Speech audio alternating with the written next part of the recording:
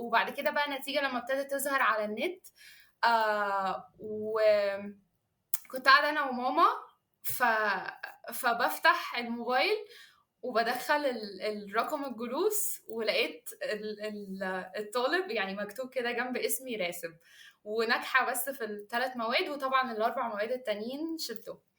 فده كان خلاص بقى، يعني انا بالنسبه لي الدنيا انتهت في اللحظه دي. ماما يعني ساعتها اغمى عليها، يعني الموضوع كان miserable، واللي هو خلاص انا مش عارفه اعمل ايه. يعني انا نفسي اللي في كارثه، فانا مش عارفه اللي هو اهون على نفسي ولا اهون على ماما ولا الناس اللي عماله ترن على التليفون، ونورين جابت 98%، نورين جابت 99%، اللي هو انا يعني عايزه اختفي، يعني اللي هو عايزه الارض تشق وتبلعني. أهلا بيكم يا أصدقائي في بودكاست تأشيرة. أنا اسمي عمر العطر، وفي البودكاست دي أنا بتكلم مع ناس ماشية ورا حلمها إنها تسافر بره، وبسلط الضوء على الجوانب الإنسانية في رحلتهم. النهاردة أنا هتكلم مع نورين فؤاد. نورين كانت بتدرس ثانوية عامة في مدرسة حكومية في مصر، ودلوقتي هي بتدرس كمبيوتر ساينس في جامعة مينيرفا في أمريكا. الصعوبات والتحديات اللي نورين مرت بيها كانت كافية جدا إنها تخلي أي شخص في مكانها يفقد الأمل ويبطل تقديم على جامعات بره. بالرغم من انها عملت كل حاجة مطلوبة منها على افضل شكل، الا ان نورين اتعرضت لكم مهول من العثرات اللي كانت خارجة تماما عن ارادتها، ووجودها معانا النهاردة ده دليل قاطع على قوة صمودها ومثابرتها. نورين بجد مثال حي لمقولة الضربة اللي ما بتقتلنيش بتقويني. تعالوا نسمع قصتها. نورين، ازيك؟ الحمد لله يا عمر، انت عامل ايه؟ الحمد لله كله جميل. انا وانا بقرا كده الجوجل فورم اللي ببعت لكم الناس.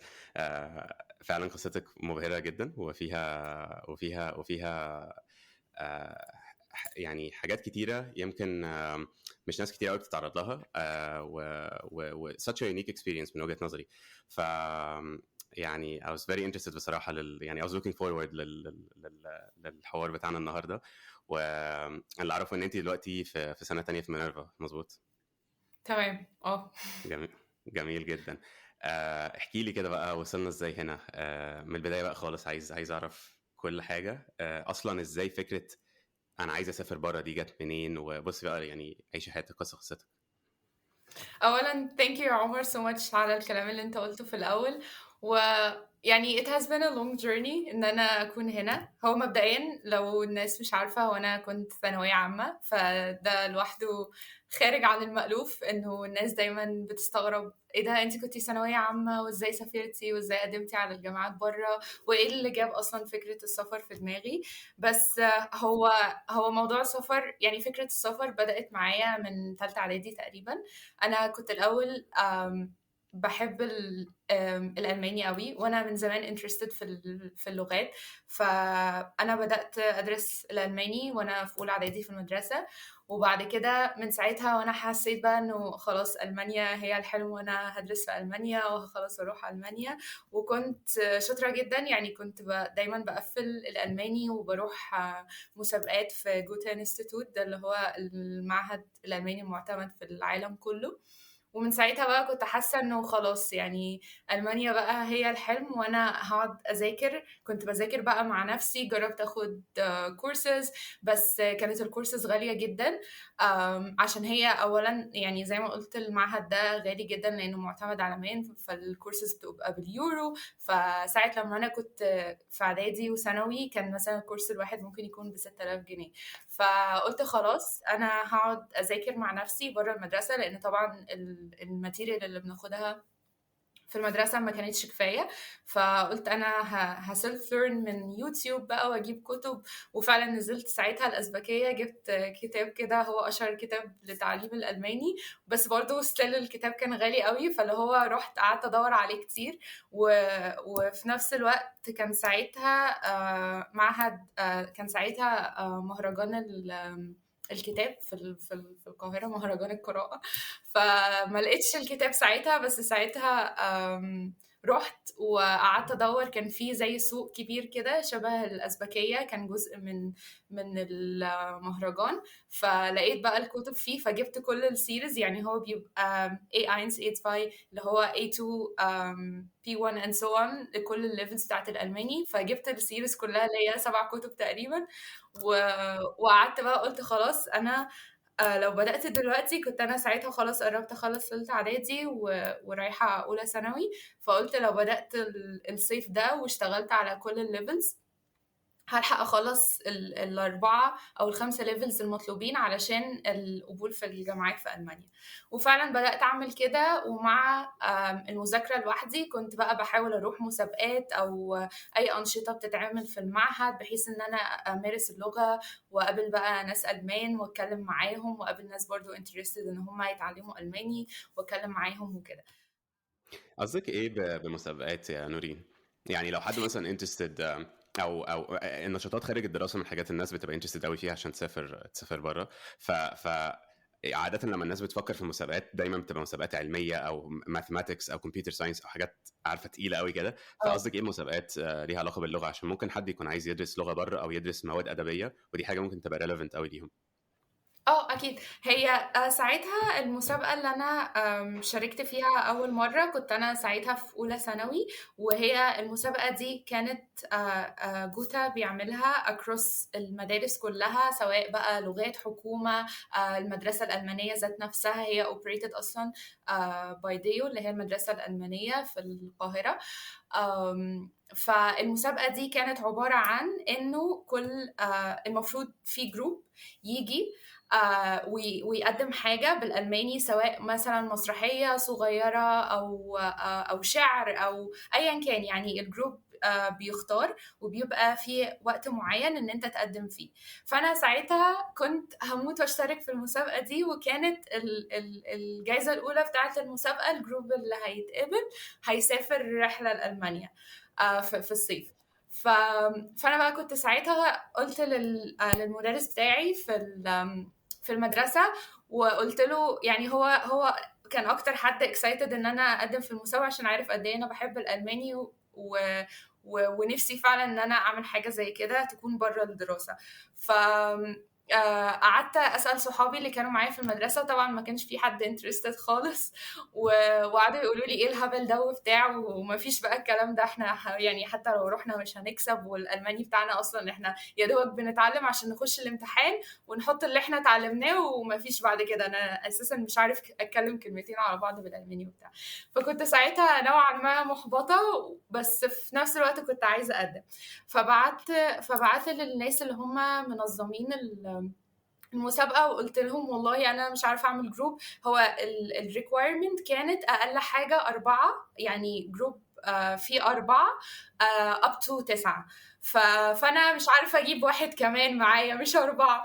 فقلت لهم وكده، قلت لهم هل في أي طريقة أقدر أشترك بالمسابقة؟ ممكن حتى أجي لوحدي، أنا ما عنديش مانع وهعمل كل حاجة لوحدي ومش عارفة إيه. فقالوا لي طيب هنشوف ونرجع لك. وبعد كده بعدها بيومين، وده كان قبل المسابقة ذات نفسها بيومين، بعتولي قالوا لي طيب خلاص يعني you can participate by yourself من غير جروب ولا أي حاجة. فكنت بقى ساعتها طايرة من الفرحة، بس في نفس الوقت كنت خايفة قوي، اللي هو يعني أنا حرفيا داخلة كومبيت مع مدارس جامدة زي ديو، اللي هو أساسا الطلبة بتتعلم من أولى ابتدائي ألماني وأنا اللي هو يا دوبك على قدي خالص من اليوتيوب وكتاب المدرسة.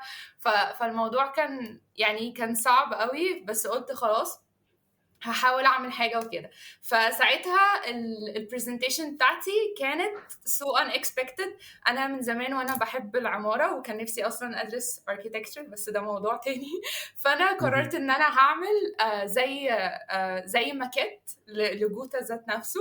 ومن خلال الماكيت ده، هو كان 2D مش حاجه فانسي خالص، يعني هو ماكيت حرفيا بورد بس.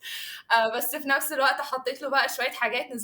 نزلت كاميرا 9 دي اللي هي اشهر مكتبه في الدقي، جبت الماتيريال كلها، جبت بورد قد كده وحاجات بقى قص ولزق ومش عارفه ايه، عشان اعمل ماكيت لمبنى اكنه المعهد بتاع جوتا. ومن خلال الماكيت ده I'm telling الستوري بتاعت جوتا. يعني هو المعهد ده بدأ امتى، اتأسس سنة كام، ايه السبب وراء تأسيسه، ايه الأنشطة اللي بتتعمل وهكذا. فعملت كده ورحت بقى المسابقه وقعدت اتمرن كتير. وطبعا البرزنتيشن كلها كوندكتد بالالماني، ما ينفعش تقول انجلش ولا عربي ولا اي حاجه، فقعدت اتمرن كتير وكده. ودخلت كومبيت مع المدارس التانية. كان في حوالي 60 مدرسة في المسابقة، وأنا الوحيدة اللي جاية من مدرسة حكومة وجاية من غير جروب. فرحت، حتى المدرس بتاعي ما كانش فاضي، فلو أنا كنت رايحة حرفيا لوحدي. فرحت وقدمت وكده، وقلت يعني I'm so proud ان انا اصلا خدت الستيب. فانا عارفه ان انا كده كده مش هكسب، بس خلاص يعني انا هبقى حاجه دي انا خدتها وعملتها. فرحت في الاخر طلعت من اول 3. يعني هم اول جروب اللي كسب دول اللي هم هيروحوا المانيا. وبعد كده التاني جروب كانوا هياخدوا مبلغ مالي، مش فاكره كان كام بالظبط. وانا كنت تالت بارتيسيبنت. ده كان هياخد كتب من نفس نوع الكتاب اللي انا ذكرته في الاول، اللي هو منشن بتاع تعليم الالماني. فاللي هو هيكسب هياخد الكتب دي والسيريز عليها افلام بالالماني علشان نبراكتس عليها ولعب وحاجات كده. فانا بقى كنت طايره من الفرحه، لان انا يعني حتى لما هما بيأناونسوا الاسم الثالث اللي كسب، قعدوا بقى يقولوا ان هي دي الشخص الوحيد اللي جات لوحده من غير جروب ومش عارفه ايه واحنا كنا امبرسد جدا بالبرزنتيشن بتاعتها وكده. فساعتها بقى يعني كسبت. اي نعم ما سافرتش المانيا، بس ساعتها كسبت وكنت مبسوطه قوي. ده مثال يعني من ضمن الانشطه اللي انا كنت بعملها، واللي كاونتد بعد كده كاكسترا كريكولر اكتيفيتي لما كنت بقدم للجامعات. طبعا ده نشاط كبير جدا، وفكره اصلا انك فكرتي يعني يو جات اوفر كده في حته ان انت لوحدك ومش يعني ما فيش تيم معاكي ولا اي حاجه. طبعا that's a big اساسا حاجه to انك تفكري فيها اصلا. او ان انت يعني تجت اوفر المنتال تشالنج بتاعت انا بتنافس مع ناس كلها في مدارس جامده جدا والماني، وكلهم بيتعلموا الماني. ومش بس كده، انت لوحدك. فحتى فكره ان يبقى معاكي شخص واحد بس اكيد بتسهل عليكي العبء النفسي بالظبط. بتاع فكره ان انا رايحه اعمل حاجه كبيره قوي وستيل يو ميد ات لتوب 3. فما شاء الله that's a big deal. بس كملي. انا متشوق اسمع اكتر على ازاي من هنا فكره السفر ابتدت تيجي بقى في بالك. تمام. هو بصراحة يعني حوار المسابقة ده اداني دفعة جامد. انه انا في الاول موضوع السفر كنت عندي نفس الاحباط، اللي هو لما مثلا بقول للناس اللي حواليا انا نفسي اسافر ومش عارفة ايه، كنت بقى باخد تريقة للصبح، اللي هو سافري فين يا نورين ومش عارفة ايه يعني، واحنا هنخش الجامعة هنا ومش عارفة ايه، وبعدين هتسافري تعملي ايه. وحتى لما كنت بقول للمدرسين في المدرسة كانوا يعني بيستغربوا الفكرة قوي، اللي هو انتي بنت وهتسافري وفين اهلك ومش عارفة ايه. فالموضوع كان مرفوض تماما، وده كان بيخليني محبطة قوي. بس بعد حوار المسابقة ده حسيت انه انا عندي زيرو ريسورسز، عندي زيرو نوليدج عن طريق السفر او هقدم ازاي او هبدأ حتى منين. بس هو اداني دفعة، اللي هو خلاص انا قدرت فعلا اعمل كده في المسابقة دي. كنت لوحدي من غير ولا مدرسين ولا جروب ولا اي حاجة. فممكن ده يكون الحاجة الجاية اللي انا اقدر اعملها لوحدي. قلت خلاص يعني هي كان ستيل الفكرة في دماغي على ألمانيا. وكملت بقى وعدت السنين، أولى ثانوي تانية ثانوي خلصت. بس في أجازة تانية ثانوي خلاص بقى ابتدينا نحضر لدروس ثانوية عامة. وكل الناس عارفة يعني الوقت ده بيبقى هكتك قد إيه، اللي هو أنت ما بتبقاش قادر تتنفس، هو دروس للبيت وبيت ودروس وبس كده، ما تقدرش تعمل أي حاجة تانية خارج إطار الدراسة والمذاكرة والامتحانات. فساعتها في نفس الوقت يعني للأسف كنت خلاص حضرت. يعني أنا كنت خلاص هحجز الامتحان. ده بيبقى الامتحان اللي هو يعني بيختبر الليفل بتاعك فين في الألماني، واللي بتقدر تقدم بيه على الجامعات. بس قبل ما احجز الامتحان على طول عرفت خبر مش لطيف، انه انا علشان ادرس بكالوريوس في المانيا مفيش منح، لان هناك التعليم شبه ببلاش. يعني انت بتدفع مجرد فيس يعني البروسيسنج والامتحانات وكده حاجات إدارية قوي، فحاجة يعني المصاريف لا تذكر، غير مثلا جامعات أمريكا اللي بتبقى بآلاف الدولارات في السنة. فما فيش أصلا فكرة المنحة. بس علشان أنا كطالب جاي من بره ألمانيا عايز يدرس في ألمانيا، لازم يكون عندي حاجة اسمها حساب مغلق، والحساب المغلق ده لازم يكون فيه حوالي 6000 يورو. في وقتها ده كان 250,000 جنيه. فده طبعا مبلغ ما كانش معايا ولا مع اي حد اعرفه في الحياة. فاللي هو كان ساعتها الموضوع depressing نوعا ما، خاصة ان انا قطعت شوط جامد في اللغة. وده اساسا اصعب نقطة في حوار التقديم لألمانيا، لان الألماني لغة مش سهلة خالص، وانا قعدت اذاكر واعمل كل ده لوحدي، واحاول شوية في الكورسات، والكورسات ما نفعتش، فارجع اكمل لوحدي وانشطة واكتيفيتيز وبتاع. فحسيت ان انا كل ده اترمى في الارض، اللي هو انا ضيعت حرفيا 3 سنين بحاول في حاجة وهي اصلا ما كانتش هتنفع. ف وده كان بيتزامن مع بداية دروس الثانوية العامة، فالموضوع كان depressing بطريقة اللي هو أنا حاسة إن أنا حد كده جه اداني بوكس في وشي، اللي هو طب أنا أعمل إيه دلوقتي؟ يعني أنا كنت راسمة ومخططة أنا بقى خلص ثالثة ثانوي هسافر هكمل في ألمانيا ومش عارفة إيه، ففجأة كل البلانز دي اتدمرت. ودلوقتي بيقولوا انتي في ثانوية عامة وعندك بقى الدروس، ولازم تمتحني كل حصة، ولازم تركزي، وفي ضغط، وكل الناس عارفة ان انتي هتخشي هندسة القاهرة في الآخر. فكل حاجة كانت overwhelming بطريقة اللي هو طب أنا أصلا مش عايزة أخش هندسة القاهرة، أنا أصلا ما كنتش عارفة أنا عايزة علمي علوم ولا علمي رياضة. يعني أنا بحب مواد هنا ومواد هنا، وعندي interests في حاجات كتير، فمش مش عارفة فكرة إن أنا أخش كلية واحدة بدرس فيها حاجة واحدة دي مقيداني قوي. ف فساعتها قلت خلاص، يعني انا دلوقتي مفيش في ايديا اي حاجه، فانا هحاول في اللي في ايديا اللي هو كان الثانويه العامه. وفي نفس الوقت كنت بحاول ادور على حاجات تكون في مصر، بحيث ان انا ايه برضو ما بقاش دمرت كل البلانز بتاعتي، لان انا كنت حاطه في دماغي اللي هو انا عايزه يعني طريقه تعليم نوعا ما مختلفه، واللي هو كنت خلاص بقالي فعلا 12 سنة في المدرسة وبطلع من الأوائل وشاطرة وكل الكلام ده، بس أنا يعني كنت حاسة إنه نظام التعليم مش عارفة أتعامل معاه. يعني أنا خلاص اللي هو استحملت ال 12 سنة دول، فمش عايزة الجامعة أخش في نظام تعليم شبه كده. أنا عايزة يعني أكون في مكان مختلف شوية، بتعلم وكل حاجة، بس يكون في experiences تانية، بتعامل مع ناس مختلفة، لغة مختلفة، بلد مختلفة، ثقافة مختلفة، حاجات كتير تختلف عن رتم الحياة اللي أنا كنت عايشاه ال 12 سنة اللي فاتوا. طب نورين، تفتكري ايه اكتر حاجة؟ يعني انا فاكر ان وانا بقدم على جامعات برضو، اقتراح من الاقتراحات اللي اهلي قالوا لي عليه مثلا، اللي هو طب عمر ما تحاول تشوف منحه في الاي يو سي مثلا، تمام، بالظبط. او في جامعه في مصر، تمام. اللي هي الاي يو سي برضو جامعه امريكيه، يعني شغاله زي بستاندردز جامعات امريكا بالظبط. it is a liberal، يعني هي فعلا جامعه امريكيه، it is a liberal arts college، تمام.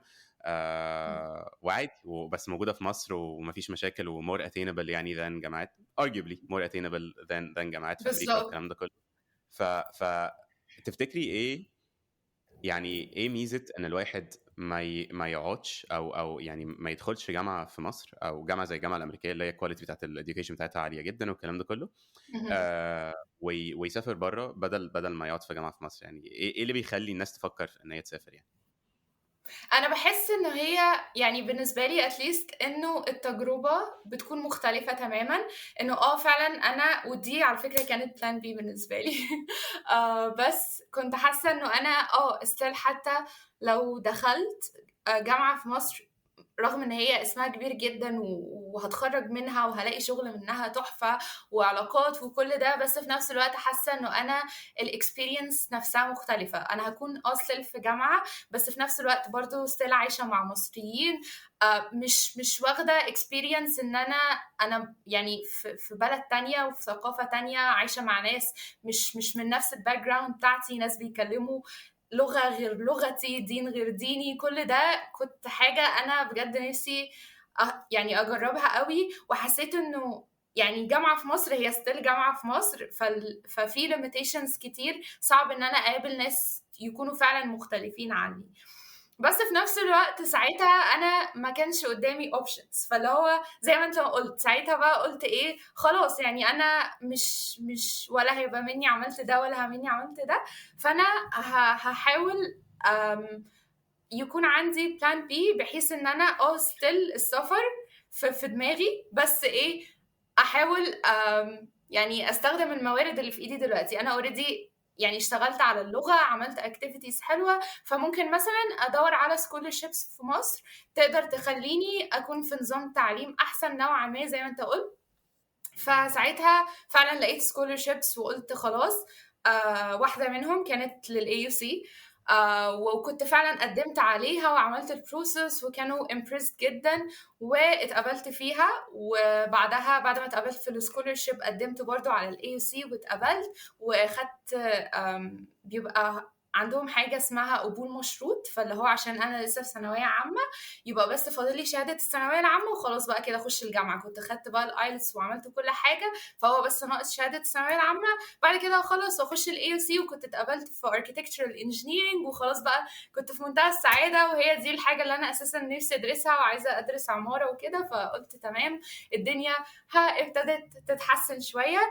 بس على الصعيد الآخر أنا كنت بعاني في دروس الثانوية العامة، لأن هي كانت ترانزيشن جامدة، لأن أنا ال11 سنة اللي قبل ثانوية عامة ما كنتش باخد دروس، ما كنت على طول يعني معتمدة على نفسي، وكنت بروح المدرسة لو عندي أي أسئلة بكلم المدرسين، هم عارفين نورين ما بتاخدش دروس خالص، فاللي هو أي مدرس كان دايما بيساعدني، واللي هو مثلا يا مستر أتصل بيه علشان أبقى خايفة إن أنا أضيع مثلا اليوم بكرة في المدرسة، يبقى اليوم كله ألعاب والناس بتنزل تلعب وانا ببقى خايفه. فمثلا لو في حصه معينه هروح عشانها مستر العربي مثلا، اقوم مكلماه قبلها وهو يرد عليا الساعه 6 الصبح عشان عارف نورين جايه مخصوص عشان الحصه، فلو هيغيب يقول لي نورين انا مش جايه النهارده اقعدي ذاكري في البيت. فتمام.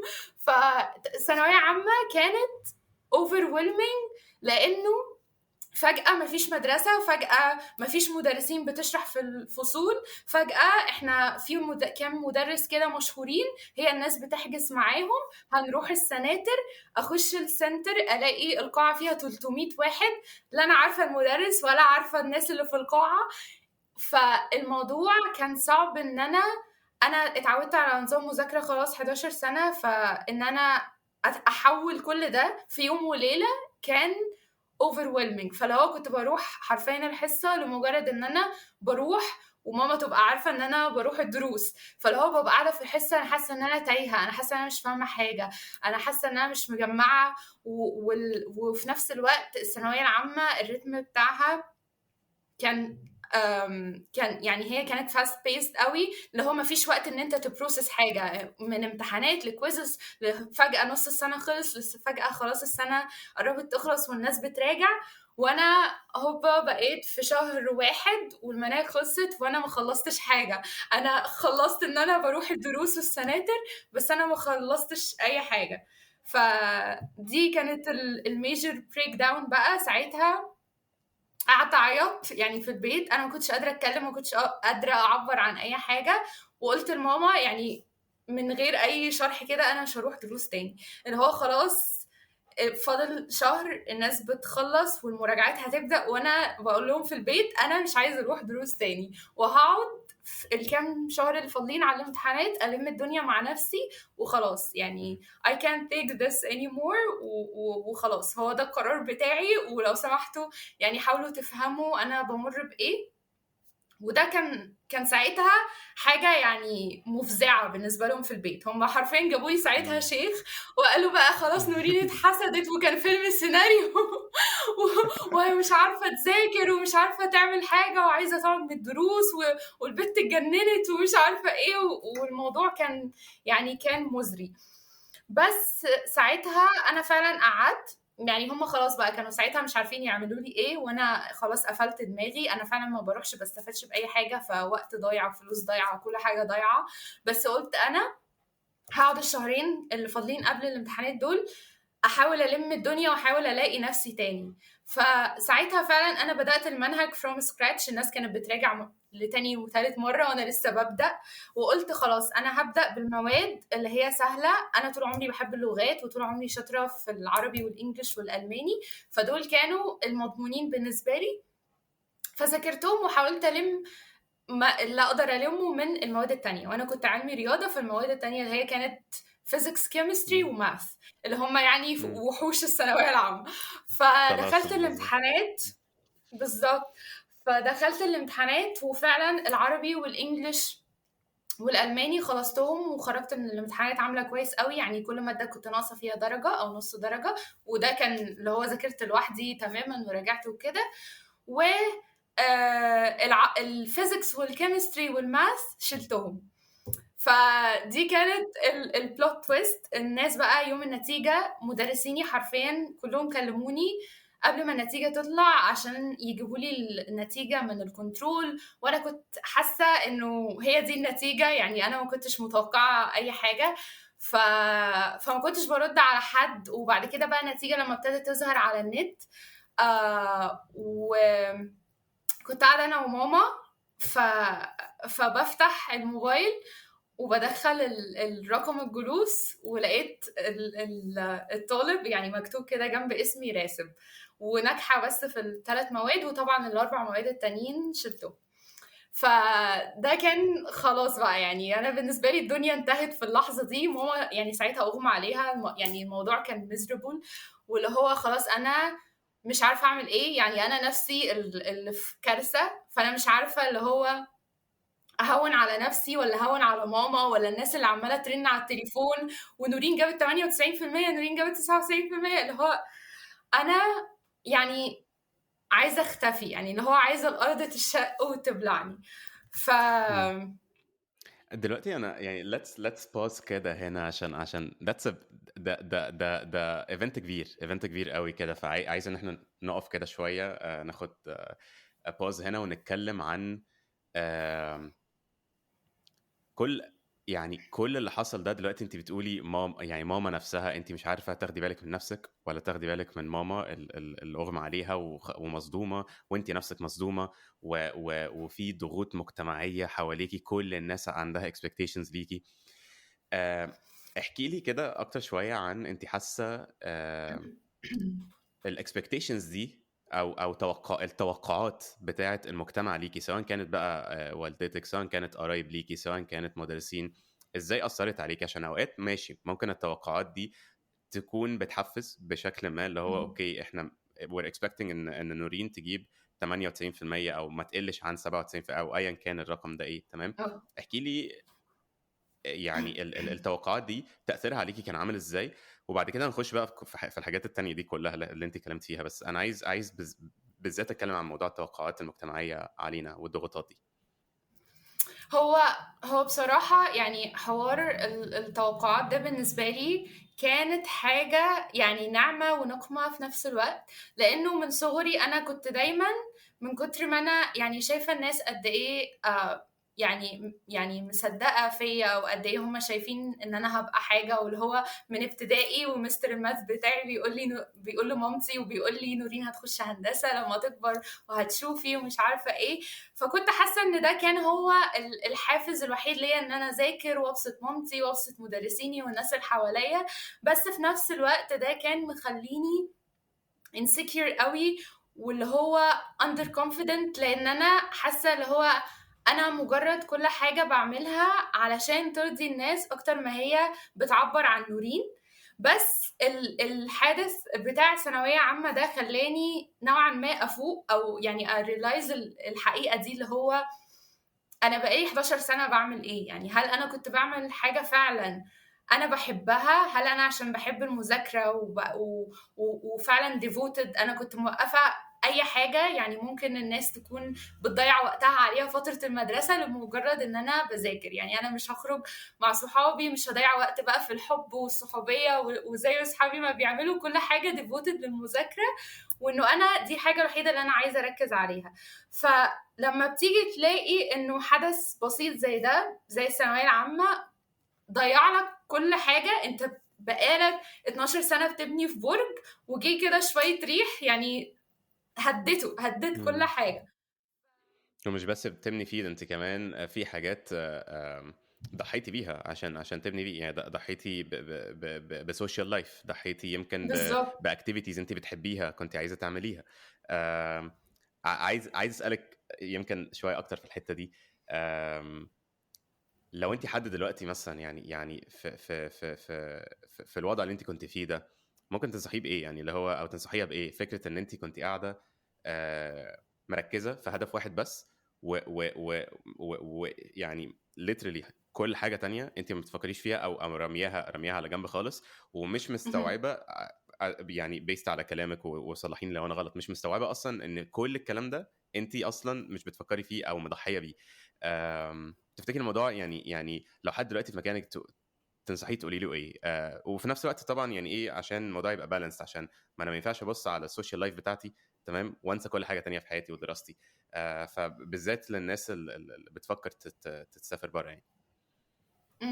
هو يعني انا كنت حاسه ان هو الموضوع يعني فعلا بيفرق من شخص للتاني والenvironment اللي الشخص كبر فيها. بس في نفس الوقت يعني انا حسيت ان هو احنا الفتره اللي هي بتاعت المدرسه دي بيبقى صعب قوي ان احنا نستكشف شخصيتنا او نبقى عارفين احنا مم. بنحب ايه مش بنحب ايه. فبحس ان هو يعني احسن نصيحة ممكن اقولها ل 17 او 16 year old نورين انه خدي وقت ان انتي يعني تعرفي نفسك اكتر وتبعدي عن يعني الليبلز اللي الناس حطاها عليكي، اللي هو نورين شاطرة، نورين ذكية، نورين احسن بنت، نورين متربية، كل ده. انا يعني هستيب باك كده واشوف انا فين من حياة نورين، يعني انا نفسي هل انا مبسوطة، هل انا الحاجات اللي انا بعملها دي يعني بتصب تجاه الجول، او انا شايفه نفسي فين كمان كام سنه ولا لا.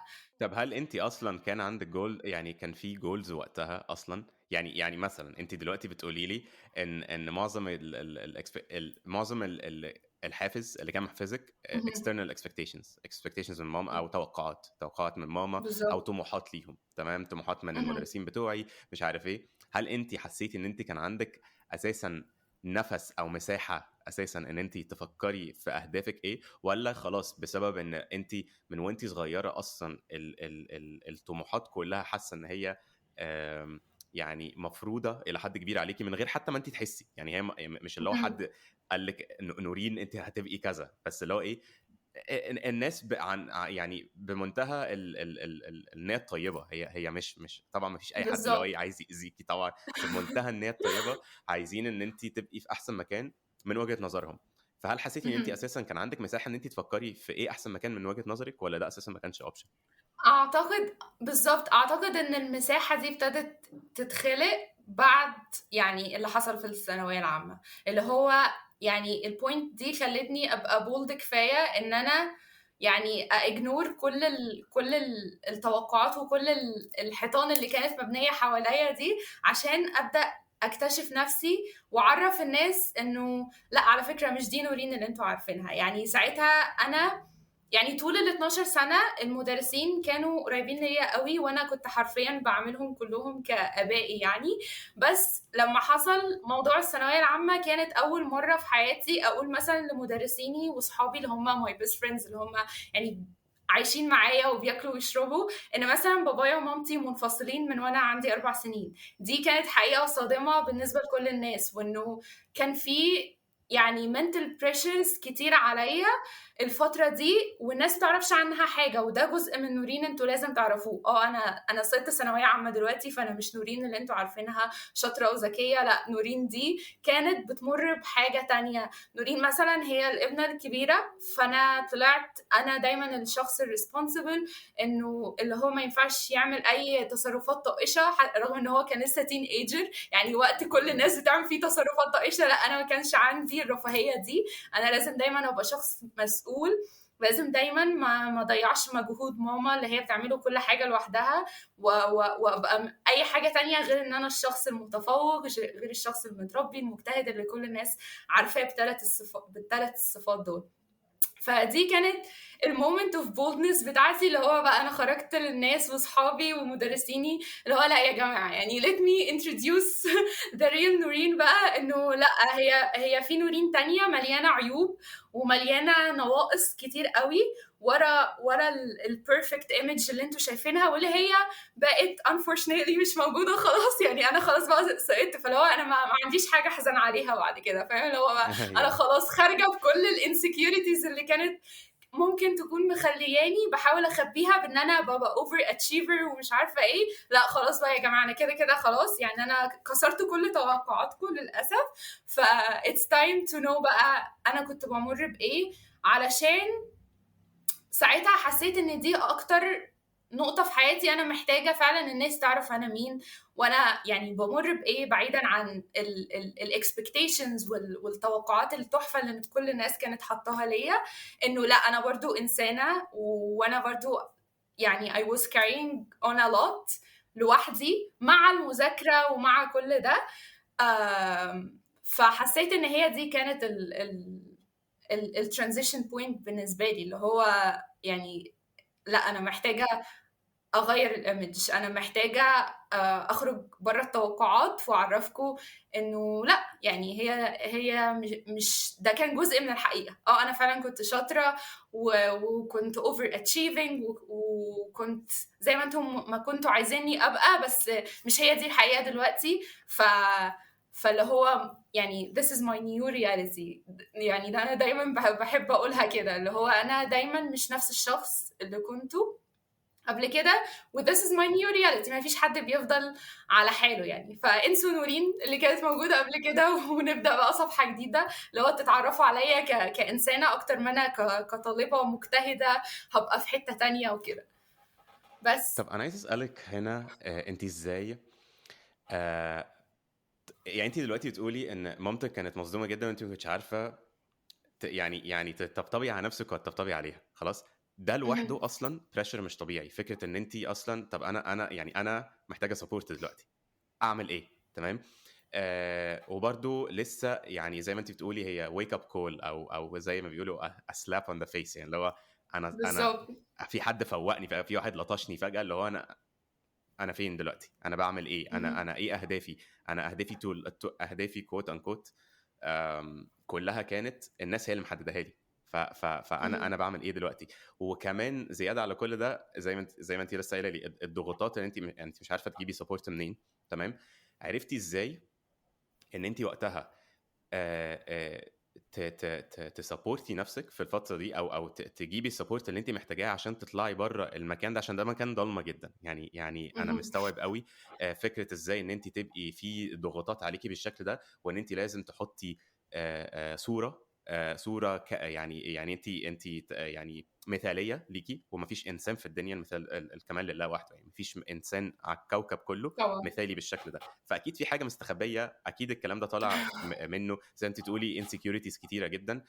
طالع منه ان في اوفر كومبنسيشن. انت بتحاولي بانك كل المشاكل الموجوده تداري بيها ايه بقى؟ بان انا اتشيف بقى زي ما انت قلتي، اذاكر، اجيب درجات جامده، ابقى انا بقى ايه الطالبه المثاليه اللي كل الناس متوقعه ان هي تبقى احسن انسان في الدنيا والكلام ده كله. فازاي عرفتي تتقبلي نفسك في الفتره دي؟ يعني تتقبلي نفسك بعيوبها، عشان دي حاجه لحد النهارده ناس كتيره جدا منهم انا برضو مهم. مش انا، يعني انا كلنا في يعني عيوب كتير جدا.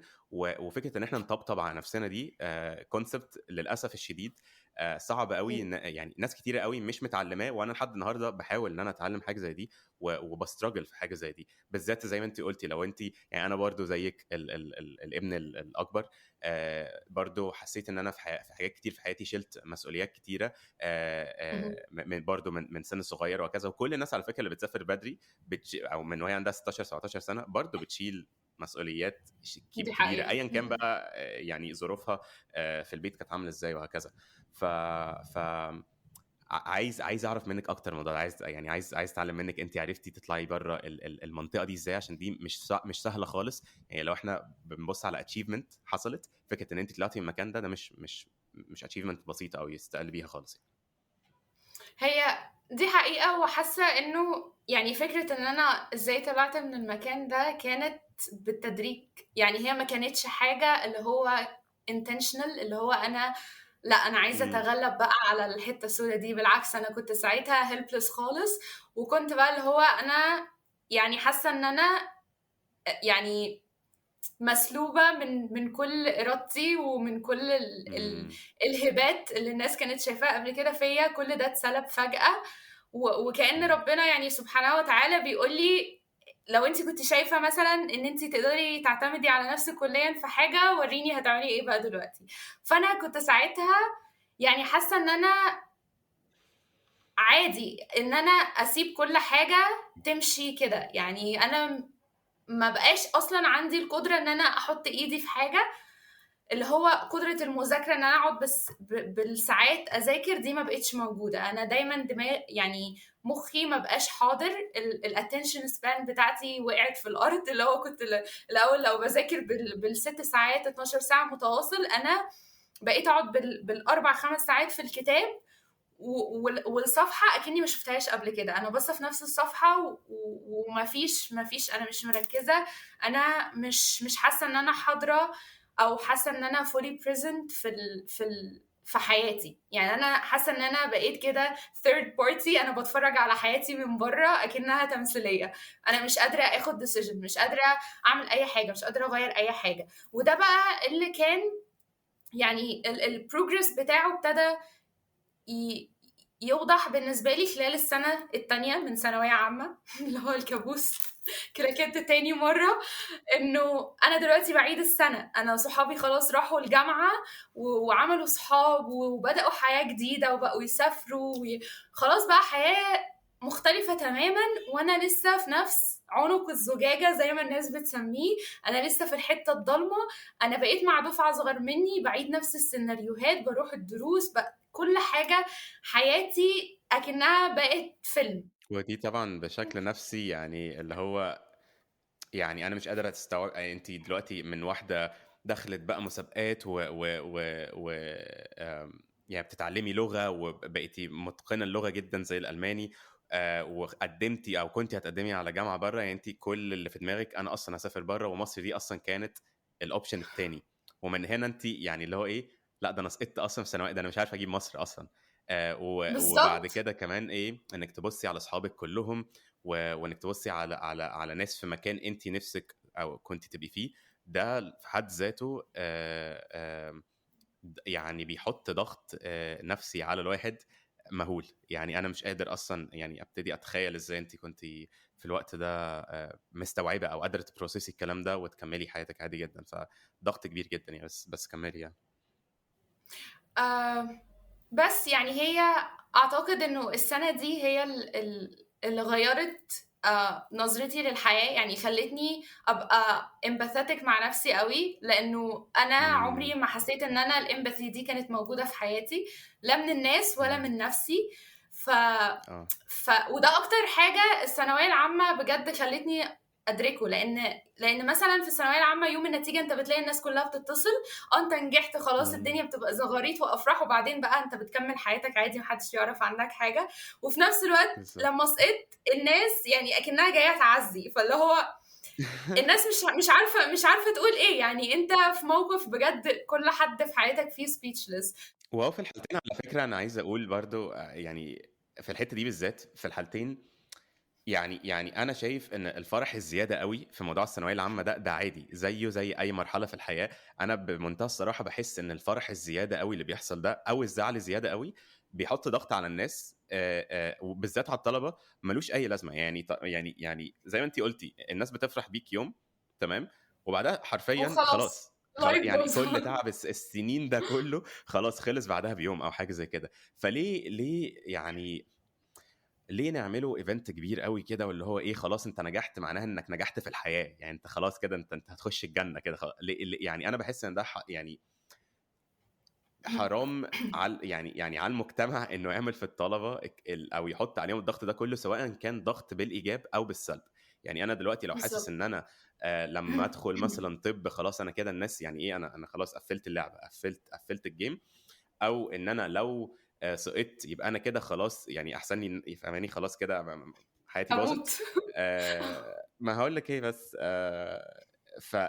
يعني الاثنين ضغط، والاثنين بالنسبه لي بيؤدي لضغط سلبي في الاخر. يعني فكره ان حد فرح بيا جامد جدا عشان مثلا، حتى باي ذا واي الناس لما بتسافر بره او بتجي لها جامعات بره او مش عارف ايه، اتس اوكي طبعا الناس تفرح ويعني دي حقيقة. تبارك لحد على نجاحه ومش عارف ايه، بس الضجه اللي بتحصل دي بحس ان هي ليه يا جماعه؟ عادي، يعني الحياه زيها زي اي حاجه، فيها ابس فيها داونز، بهدوء كده. خلينا ايه، نبقى ناس جراوندد ونبقى ناس هاديه في انفعالاتنا الايجابيه او السلبيه برضه يعني، عشان دي ما نحطش حقيقة. ضغط على الناس ملوش اي لازمه. مهم. بس كملي.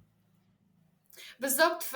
يعني النقطة دي هي اللي خلتني أتعلم أبقى إزاي empathetic مع نفسي، خاصة إن أنا شفت إنه في وقتها معظم الناس اللي هي كانت قريبة ليا قوي، يعني هم حتى ما ورونيش أي empathy، لأن كل واحد خلاص بقى، كل واحد يعني الحياة بقى بتمشي، يعني الناس بقى ابتدت تقدم للجامعات ومش عارفة ايه، فاللي هو مثلا ان انت كنت متخيل ان في وقتها بقى الناس مثلا هتكون جنبك، الناس هتحاول تهون عليك، بس ده للأسف ما حصلش. وده كان صدمة تانية بالنسبة لي، اللي هو كل الناس القريبين مني أكنهم فجأة اختفوا كده. ف... فساعتها السنة دي بجد علمتني ازاي أبقى empathetic، وفي نفس الوقت اللي كان بيهون بقى عليا وبيخليني ارجع اتقبل نفسي تاني، ان زي ما قلت انا كنت مع الدفعه الاصغر مني، فكنت نوعا ما عندي بقى الاكسبيرينس، عديت بالاكسبيرينس بتاعت الثانويه العامه دي، فلو الناس اللي كانت معايا في الدروس يعني كانوا بيبقوا خايفين مش عارفه ايه، فانا اقول لهم ما تقلقوش، انا يعني مريت بكل ده، فحاول اهون عليهم، احاول اشرح لهم الحاجات اللي انا اوريدي اخدتها وذاكرتها السنه اللي فاتت مش عارفه ايه، فده كان بيخليني نوعا ما احس انه لا، انا انسانه، انا لسه يعني كم كومباينيشن المشاعر اللي جوايا المتناقضه دي لسه يعني بتيفولف تاني، لما حسيت ان انا قادره اعمل قيمه تاني للناس، يعني حتى بحاجات بسيطه، اللي هو لو حد قاعد جنبي وحاسه متوتر عشان امتحان، بس اهون عليه واقول له هتعدي مش عارفه ايه والدنيا بتمشي وكده.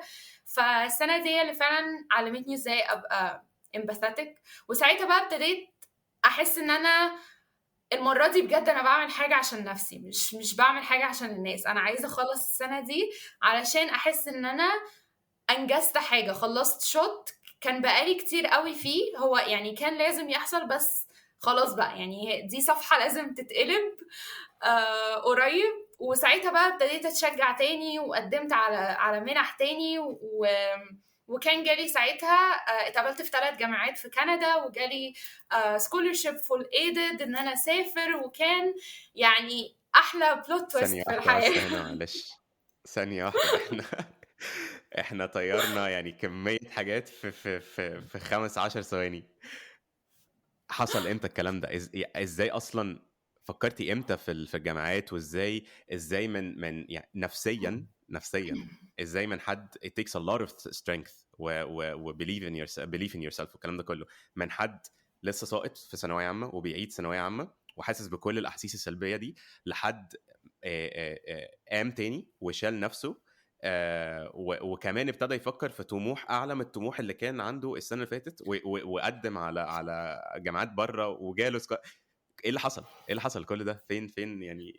ازاي حصل الكلام ده كله؟ هقول لك اللي حصل. هو احنا كنا وصلنا اخر مره في السنه اللي فاتت ان انا كان جالي السكولرشيب بتاعت الاي يو سي، وطبعا لما سقطت السكولرشيب راحت لان انا سقطت السنه، اكيد. فخلاص مش هقدر اخش الجامعه، فدي وهو ده لوحدها على فكرة اصلا. القبول المشروط، عشان الناس برضو تبقى فاهمة، او الكونديشنال اكسبتنس. ده معناه ان انت يعني لازم تمينتين ليفل معين من الاكاديميك يعني ستاندنج. لو انت مثلا الجامعة قبلك على اساس انك ستريت اي او مثلا في بيهاية هنا ولا حاجة، لو جبت مثلا دي او لو سقطت كومبليتلي، الجامعة ممكن تقول لا انت يعني في ده كونديشنال اكسبتنس، فمش هنقدر نقبلك وهكذا. وطبعا الحاجات دي ليها اكسبشنز، فانا مش عايز الناس تعمم اي كلام بيتقال هنا يعني. بس بالظبط. وانا طبعا هو انا اساسا ما كنتش، يعني انا ما عدتش اصلا، فحتى اللي هو لو كنت جبت مجموع وحش كان ممكن نتكلم، لكن انا اصلا لسه في ثانويه عامه، فازاي هخش الجامعه؟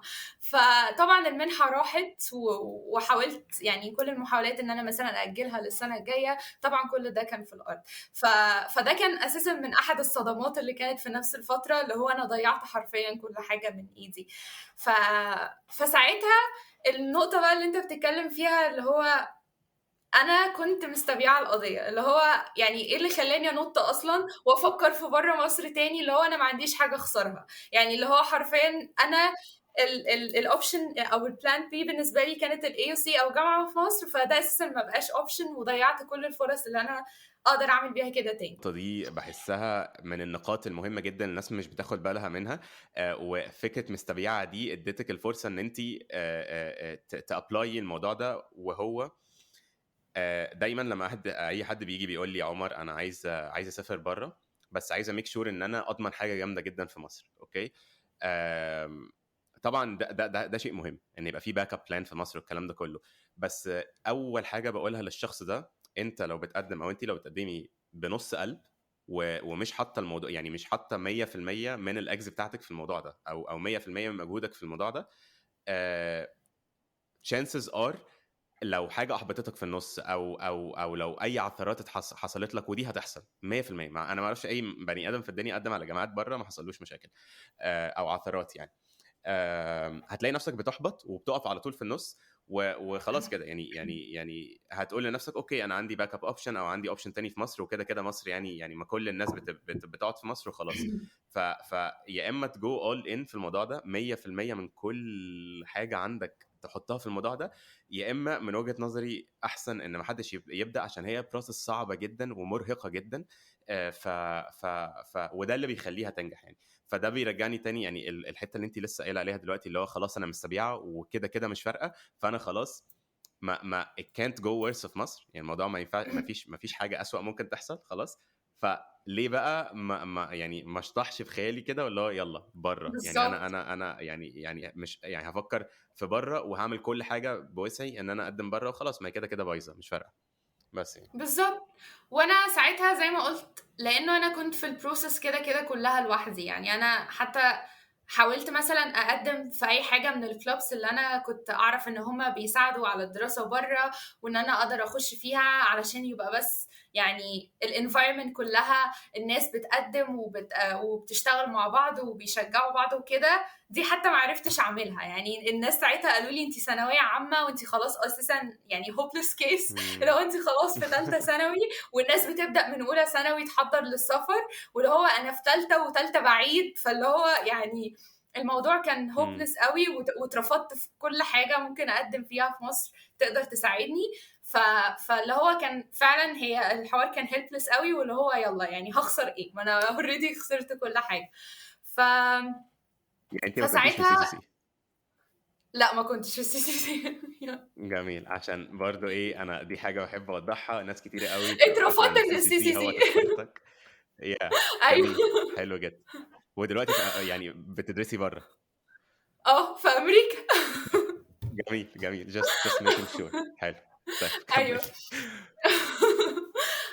بالظبط. انا ساعتها فعلا لما حاولت اقدم يعني اتقال لي لا انتي ثانويه عامه، لا انتي متاخره قوي وكده. ف يعني I had to be independent again في حوار الادميشن بروسس. وساعتها بقى قعدت. انا كان عندي هما الاربع مواد في السنه الثانيه، فنوعا ما كان عندي وقت شويه ان انا ادور بقى هل في فرص او منح تانية. انا طبعا اهم بارير بالنسبه لي هو حوار الفلوس، فالفوكس بالنسبه لي ان انا الاقي منح، الاقي جامعات يعني فيها نفس الحاجات اللي انا بدور عليها نوعا ما. وكندا بالنسبه لي كانت لذيذا لان هي بلد بجد برضو دايفرس قوي وفيها فرص كتير. فقلت خلاص يعني واي نوت. فانا ساعتها هي كندا غير اليو اس، يعني هما مش بيطلبوا غير التوفل او الايلتس. وانا ساعتها كنت اوريدي اخدت الايلتس علشان اقدم للاي يو سي. فساعتها انا كان اللي معايا ان انا هقدم بالاكسترا كريكولرز بتاعتي والايلتس. بس قلت يعني علشان ابقى كومبيتيتيف اكتر هاخد الايلتس تاني واذاكر له تاني بحيث ان انا اجيب سكور اعلى، وابقى يعني اي حاجه في ايدي اقدر اعملها هعملها. ف وابتديت فعلا اقدم. كان في منحه ساعتها معموله لكام جامعه في كندا، منهم تاني اكبر جامعه في الهندسه. في كندا، وهي كانت ماكماستر يونيفرسيتي. فقلت اقدم عليها. ويعني بص الجبروت، انا اساسا ساقطه ورايحه اقدم على تاني اكبر جامعه واول جامعه في الانجينيرنج، يعني هي احسن انجينيرنج سكول في كندا، وهقدم بقى وبتاع، وخلاص قلبي مات. فقدمت فعلا. وكل حاجة طبعا كانت بوقت، يعني أنا بحكي الحاجات بسرعة، بس كل ده على شهور، يعني أنا بتكلم في شهور.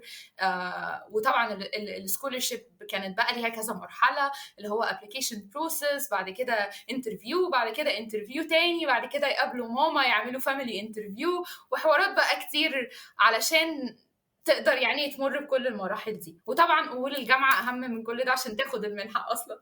ف... اصلا فساعتها انت لقيتي طيب يعني المنحة ازاي؟ انا ساعتها زي ما بقولك، لان انا كان عندي وقت مع الاربع مواد، فانا كنت بدور حرفيا في اي حاجه وفي اي حته، يعني اي منصات امم. بلاقيها، مثلا ويب سايتس.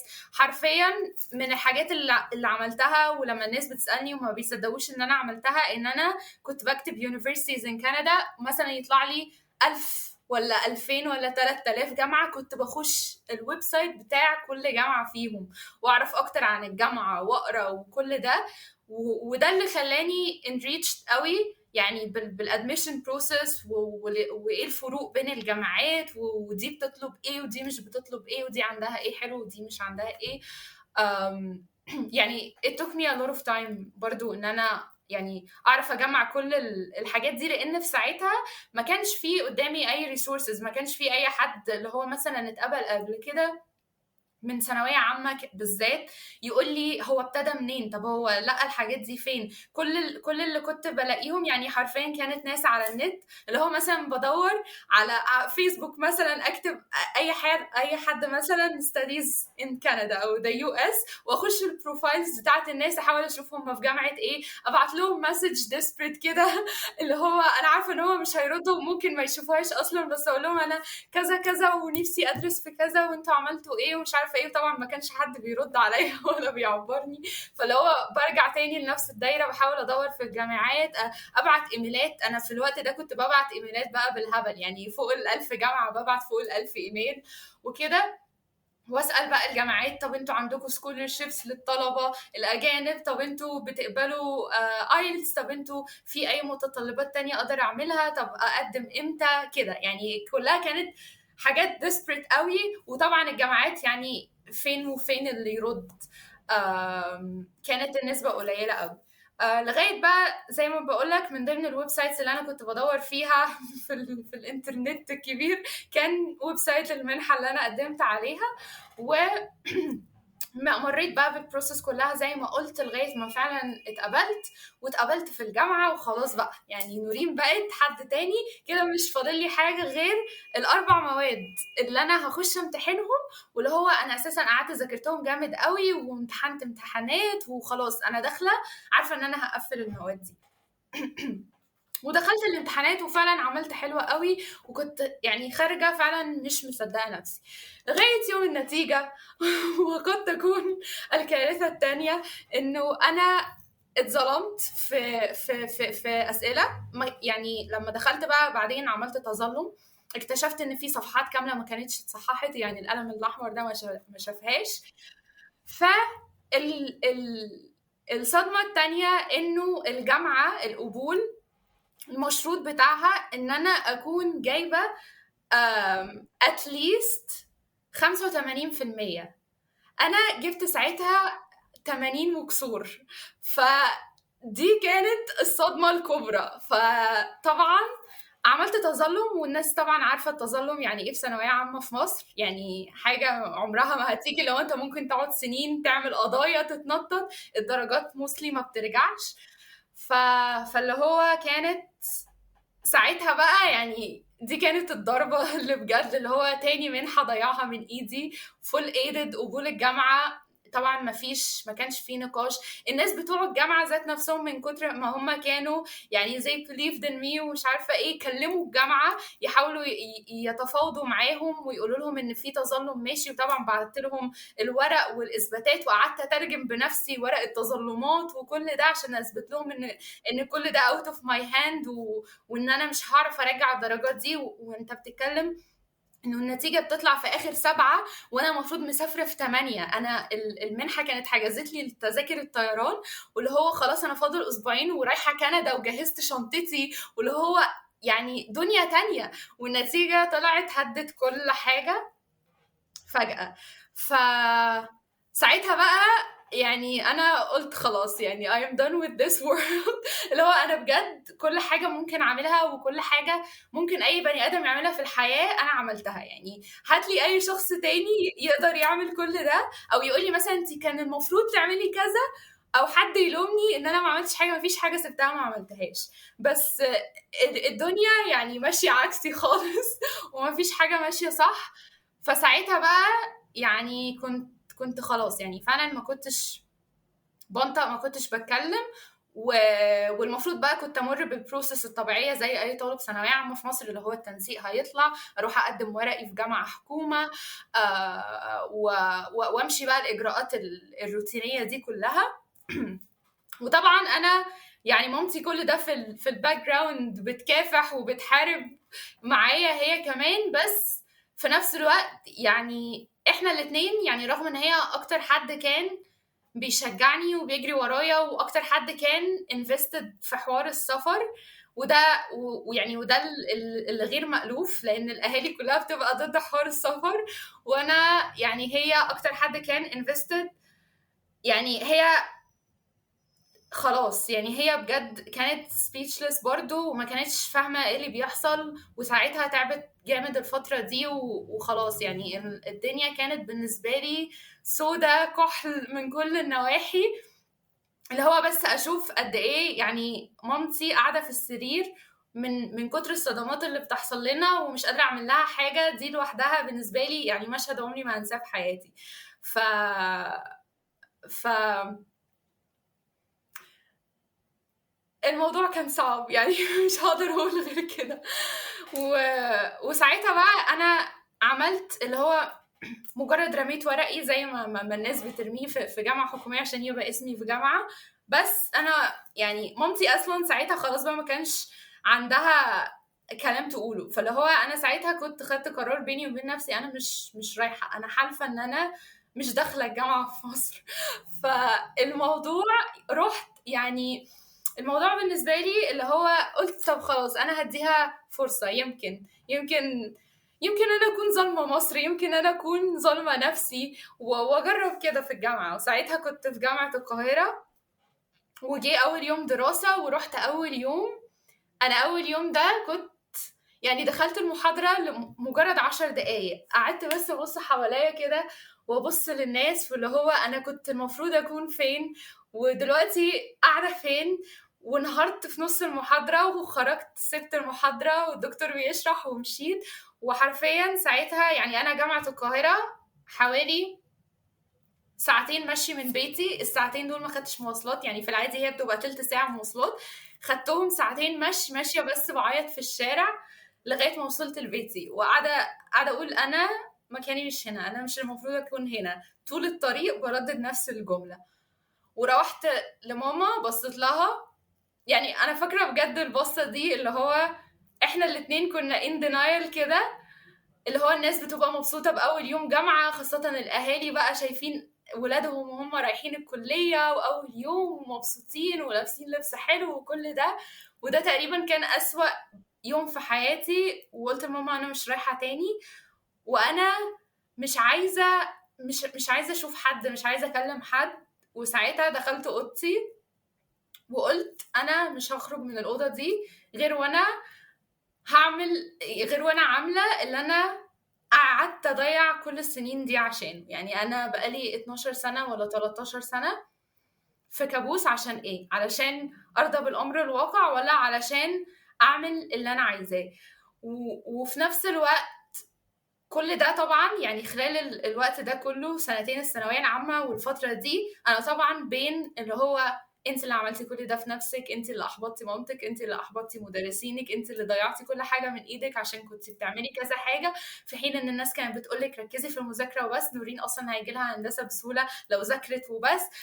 انت اللي شتتي نفسك بسفر واحلام اصلا ما بتجيش. وساعتها بقى اللي هو انا كنت عامله صيام عن الكلام الفتره دي، وما كنتش حرفيا بكلم حد غير ربنا. اللي هو انا كنت بقعد في اوضتي ما بنامش، يعني ماسكه اللاب وما بنامش، واللي هو بين انا هدور وهفضل وهقدم تاني ومش هيأس، وبين اللي هو طب ليه يا رب؟ يعني هو لو اصلا مش طريقي، انت ليه تخليني اخش في المتاهه دي وانا لوحدي، وانا اصلا ما فيش حد بيساعدني، وانا مش عارفه اروح فين ولا اجي منين ولا ابدا منين ولا اقف فين؟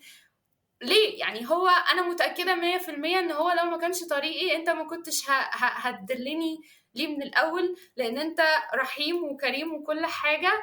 بس انا خلاص ما بقتش قادره. انا جبت يعني ما فيش طاقه، انا وصلت لتحت، يعني لو في حاجه تحت الصفر فانا فيها، فانا مش قادره اعمل اي حاجه تاني. فانت يعني دلني، ابعت لي اي حاجه تقول لي ان انا في الطريق. انا مش عايزه حاجه غير كده. انا مش بقولك عايزه اصحى الاقي نفسي في حته تانية ولا في بلد تانية، انا بس عايزه ابعد عن شعور التوهه والحيره، وانه الهاجس اللي بيني وبين نفسي اللي بيقول لي لا انت اللي غلطانه، وانت اللي عملتي، وانت اللي ضيعتي نفسك وضيعتي مستقبلك.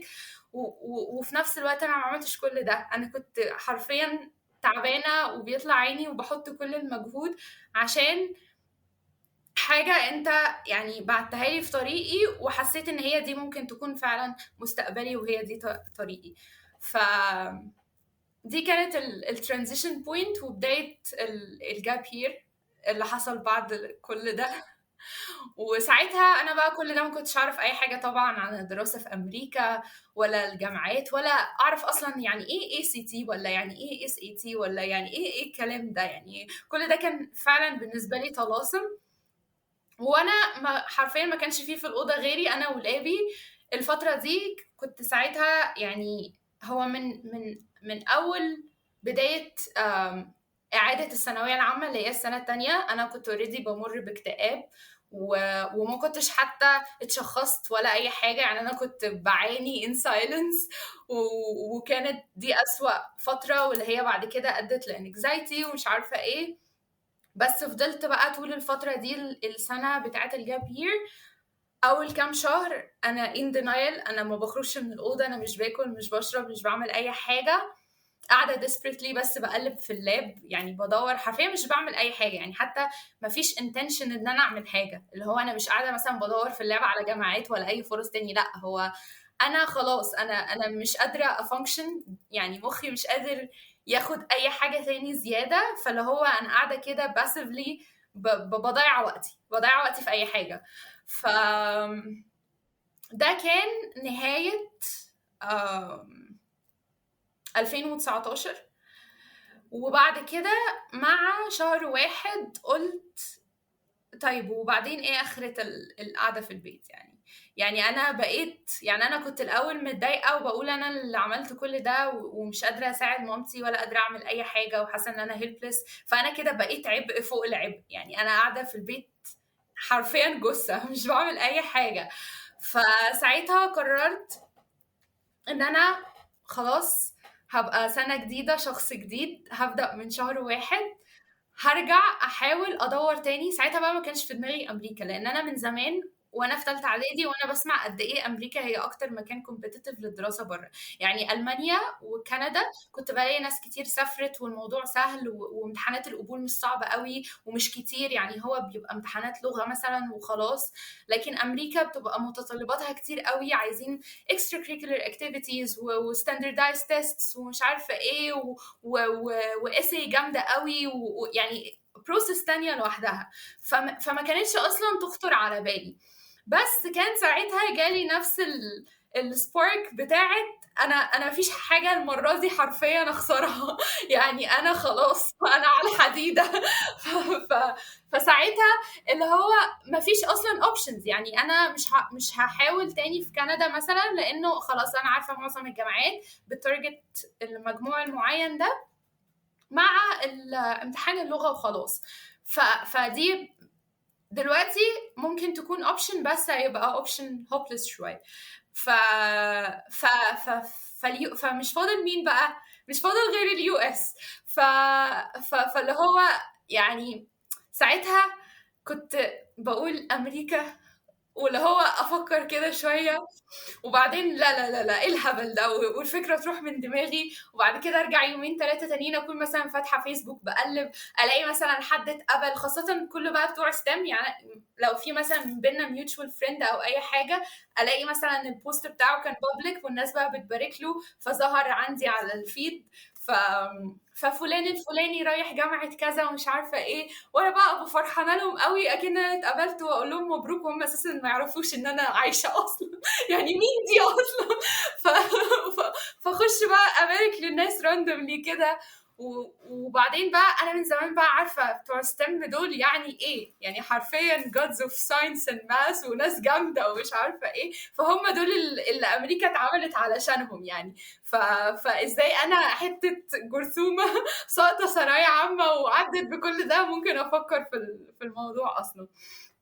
ف فهو الحوار بجد بدأ اللي هو انا يعني بقلب على الفيسبوك، بلاقي ناس بتبارك وناس معرفش مين راح فين وكل الكلام ده، وفلان الفلاني في جامعة هارفارد وجامعة يوبن ومش عارفة ايه. فالموضوع كان بالنسبة لي impressive، وفي نفس الوقت ابتديت احس ان هي دي العلامات اللي انا كنت بدعي ربنا بيها، ان هو لأ، في أمل، أكيد الناس دي كلها مش ظهروا كده قدامي فجأة، يعني أكيد دي إشارة، أكيد الكون بيقول لي حاجة اللي هو اتحركي، لسه في، يعني لو في بجد ذرة أمل أنا هحاول فيها. ف... ف... ف... فده كان يعني شعار السنة الجديدة، وساعتها نزلت كمان اشتغلت، قلت بقى خلاص أنا يعني قدمت على شغل، وكان شغل فول تايم اللي هو كنت بنزل من 8، يعني الشغل كان من 8 ل 5، وشغلي كان بعيد عن البيت، كان في سمارت فيليج وانا من الجيزه، فاللي هو كنت بصحى من 5 الفجر عشان الحق الباص واكون هناك الساعه 7 ونص قبل الشغل، اسيت اب المكتب والحوارات، وبعد كده ابدا الشغل واخلص 5 واروح البيت تكون 7، واقعد مثلا ساعتين 3 ادور على اللاب وانام عشان اصحى 5 تاني، وهكذا. دي كانت حياتي لغاية دي كانت 2020، فدي كانت حياتي لغاية شهر 3 لما البانديميك بدأ. ف يعني 3 شهور كانوا productive مش وحشين، وحوشت شوية بحيث ان انا يعني حوشت كده مبلغ اللي هو في احلام نورين او في خيالات نورين، اللي هو المبلغ ده ان شاء الله اللي هسافر بيه وهحجز بيه الطيارة وكده. وفي نفس الوقت بقى كنت ابتديت اعرف برضو عن الجامعات في اليو اس بنفس الطريقه، اللي هو اليو اس فيها 5000 جامعه، الموضوع كان overwhelming، فاللي هو ابتديت اشوف ايه الجامعات اللي الناس قبلت فيها، اخش على الويب سايتس اكلم الجامعات، ايه متطلباتكم، مم. ايه مش عارفه ايه، طب انتوا عايزين سكورات كام، مش عارفه ايه. ابتديت افهم هو الحروف الطلاسم دي كانت يعني ايه، يعني ايه اي سي تي ويعني ايه اس اي تي، وابدا اذاكر لوحدي. ساعتها وازاي عرفت الموضوع ده؟ ازاي يعني بدأت منين؟ عشان معلش برضو امريكا فعلا هي طلاسم زي انت بتقولتي من بداية اصلا السي سي سي. يعني انا كل شوية ناس بتيجي تسألني تقول لي ايه يعني حتى لحد النهارده بلاقي كومنتس على البوستس بعملها او يوتيوب او مش عارف ايه، برغم ان انا اتكلمت عن السي سي سي كتير، الناس مم. بتسالني يعني ايه سي سي سي. وبرضه ايه just to say it في البودكاست دي، السي سي سي هي competitive college club، او المكان اللي الناس بتروحه في مصر، يمكن اشهر مكان الناس بتروحه عشان تتعلم البروسيس بتاعت امريكا، اللي انت يا نورين اتعلمتيها لوحدك. تمام. فعرفتي منين يعني ايه اس اي تي ويعني ايه اي سي تي، وانا محتاج سات 1 ولا محتاج سات 2، ومحتاج سكورات عامله ازاي، ومحتاج اي بي ولا لا؟ برضه اكرونيمز كتيره كتيره كتيره. ازاي بالظبط. عرفتي تفصصي الكلام ده كله وتعرفي كل حاجه انت محتاجاها واللي مش محتاجاها كمان؟ عشان انت جزء من الموضوع ده انك تبقي بالظبط. عارفه طب هو انا ممكن دلوقتي اقعد شهور اذاكر الامتحان وانا اصلا مش محتاج الامتحان ده، طب اذاكر له مم. ليه؟ بس يعني فعرفتي ان انت ازاي تفصصي كل الكلام ده وتطلعي باللي انت محتاجاه بس. بالظبط. ساعتها يعني انا لما ابتديت ابص على الويب سايتس وكده، كنت بلاقي يعني مثلا الويب سايتس بيبقى ليهم admissions بيج كده للانترناشونال ستودنتس، فبلاقي مثلا الجامعه كاتبه بالبونت العريض ACT required، وبعد كده الاقي في ويب سايتس تانية زي مثلا كورة والحاجات دي يقولوا مثلا الجامعه الفلانيه بتاخد افريج ACT 31 ل 33. هو ايه 31 ده يا جماعه؟ هو الامتحان من كام اصلا؟ فلو كنت مش فاهمه اي حاجه، يعني ايه امتحان من 33؟ انا اصلا مش فاهمه انتوا بتتكلموا في ايه، واصلا الدرجه ازاي بتتقاس، والبوينت يعني السكور بوينت دي ازاي بتتقاس. فقعدت بقى اقرا كتير واشوف فيديوز على اليوتيوب ومش عارفه ايه. وساعتها برضو الانجليش بتاعي ما كانش بيرفكت، ودي نقطه مهمه للناس تعرفه. يعني انا كنت بشوف الحاجه ومش بفهم، فاروح على جوجل اترجم وكل ده. يعني هي مش اللي هو كنت بقى حد جامد وفاهمه كل الكلام ده، لا خالص. يعني انا كنت بقعد ادور او اشوف مثلا على اليوتيوب ناس عرب بيتكلموا في الموضوع، وعرب بمعنى عرب اللي هو مثلا مش مصريين بس، ناس مثلا عندهم تجارب ان هم سافروا اليو اس وكانوا بيشتغلوا على نفس البروسيس. واحاول اوصل للناس اللي انا كنت بشوفهم على الفيسبوك، الناس بتبارك لهم، اقول لهم ارجوكم انا اسمي كذا كذا، انا عايزه اسافر وانا ظروفي 1 2، وتفتكروا هل في فرصه، هل في امل، ولا انا هكون بضيع وقت ومش عارفه ايه. وانا ثانويه عامه، طب انتوا تعرفوا اي حد ثانويه عامه تدلوني عليه اساله هو عمل ايه وكده. وللاسف ما كنتش بلاقي. يعني كل الناس اللي كنت بكلمهم ساعتها يا اما كانوا IG يا اما ستيم يا اما انترناشونال، فما لقيتش حد خالص من ثانويه عامه. فاللي هو الموضوع كان يعني اللي هو انت يعني عارف بترمي كده طوبة في البحر، اللي هو يعني انت مش عارف الطوبة دي هتوصل فين بس يمكن توصل. ف... ف... فده اللي انا كنت بعمله يعني ساعتها. وساعتها كان قبل البانديميك مثلا احاول ادور على اي سيشنز، اي انفورميشنال سيشنز بتحصل عن الموضوع كده. بس ف يعني الموضوع يعني ما فيش حاجة اللي هو كانت ثابتة كانت هي source of information بالنسبة لي. بس يعني هي كانت حاجات راندم قوي، اللي هو انا بحاول اجرب حظي في اي حاجة يعني. وطبعا برضو اللي هو الموضوع كان محبط لما مثلا ما حدش يرد عليا، او حد يقول لي ايه ده احنا ما لقيناش فعلا حد خالص قدم من ثانويه عامه، او ما نعرفش حد، معلش وكده يعني مش عارفين نساعدك. فالموضوع كان حزين يعني. وده كان بيخليني يعني علشان برضو الناس تبقى عارفه انه انت مش معنى ان انت بتعمل حاجه ده معناه ان انت committed ال 24 ساعة 7 days a week. لا، انت ممكن تحبط في النص وتقع وتسيب الحاجة دي اسبوعين 3، وبعد كده ترجع تاني يجيلك سبارك وتحاول فيها تاني. ده اللي كان بيحصل فعلا معايا. اللي هو انا اكون كدابة لو كنت بقول اللي هو انا كنت شغالة 24 ساعة وبدور وبعمل ال 24 ساعة في ال 24 ساعة. لا خالص، انا كنت كلمة واحدة ممكن توديني لسبع ارض، وكلمة تانية توديني لسبع سما.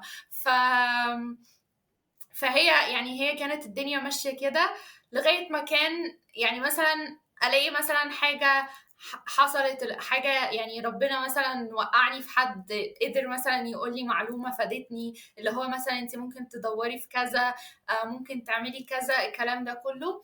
وبس. وابتديت بقى يعني اعرف اكتر عن الامتحانات for instance يعني. وقعدت برضو اذاكر لها واعمل كل حاجه تاني لوحدي بقى من على اليوتيوب، من على ويب سايتس اونلاين. ودخلت فعلا خدت الاي سي تي وجبت سكور حلو، وابتديت بقى ابص في الجامعات تاني. ده اللي اداني دفعه شويه.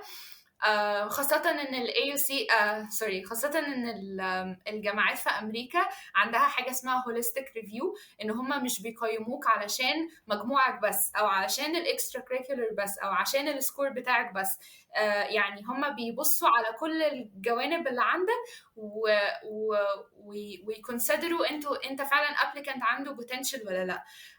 وده كان يعني حاجة كويسة بالنسبة للمعاناة اللي كنت بمر بيها، لأن أنا مثلا جبت سكور حلو فده ممكن يعوض شوية عن المجموع زي الزفت. بس في نفس الوقت عملت extra curriculars، ففي كده بالانس نوعا ما. حسيت إن هو يمكن ربنا يكرم والبالانس ده يتحقق، والجامعات تشوف إن أنا فعلا عندي potential. بس ساعتها بقى كل طبعا الجامعات اللي كانوا AD اللي هي أول مرحلة في التقديم كلهم اترفضت منهم.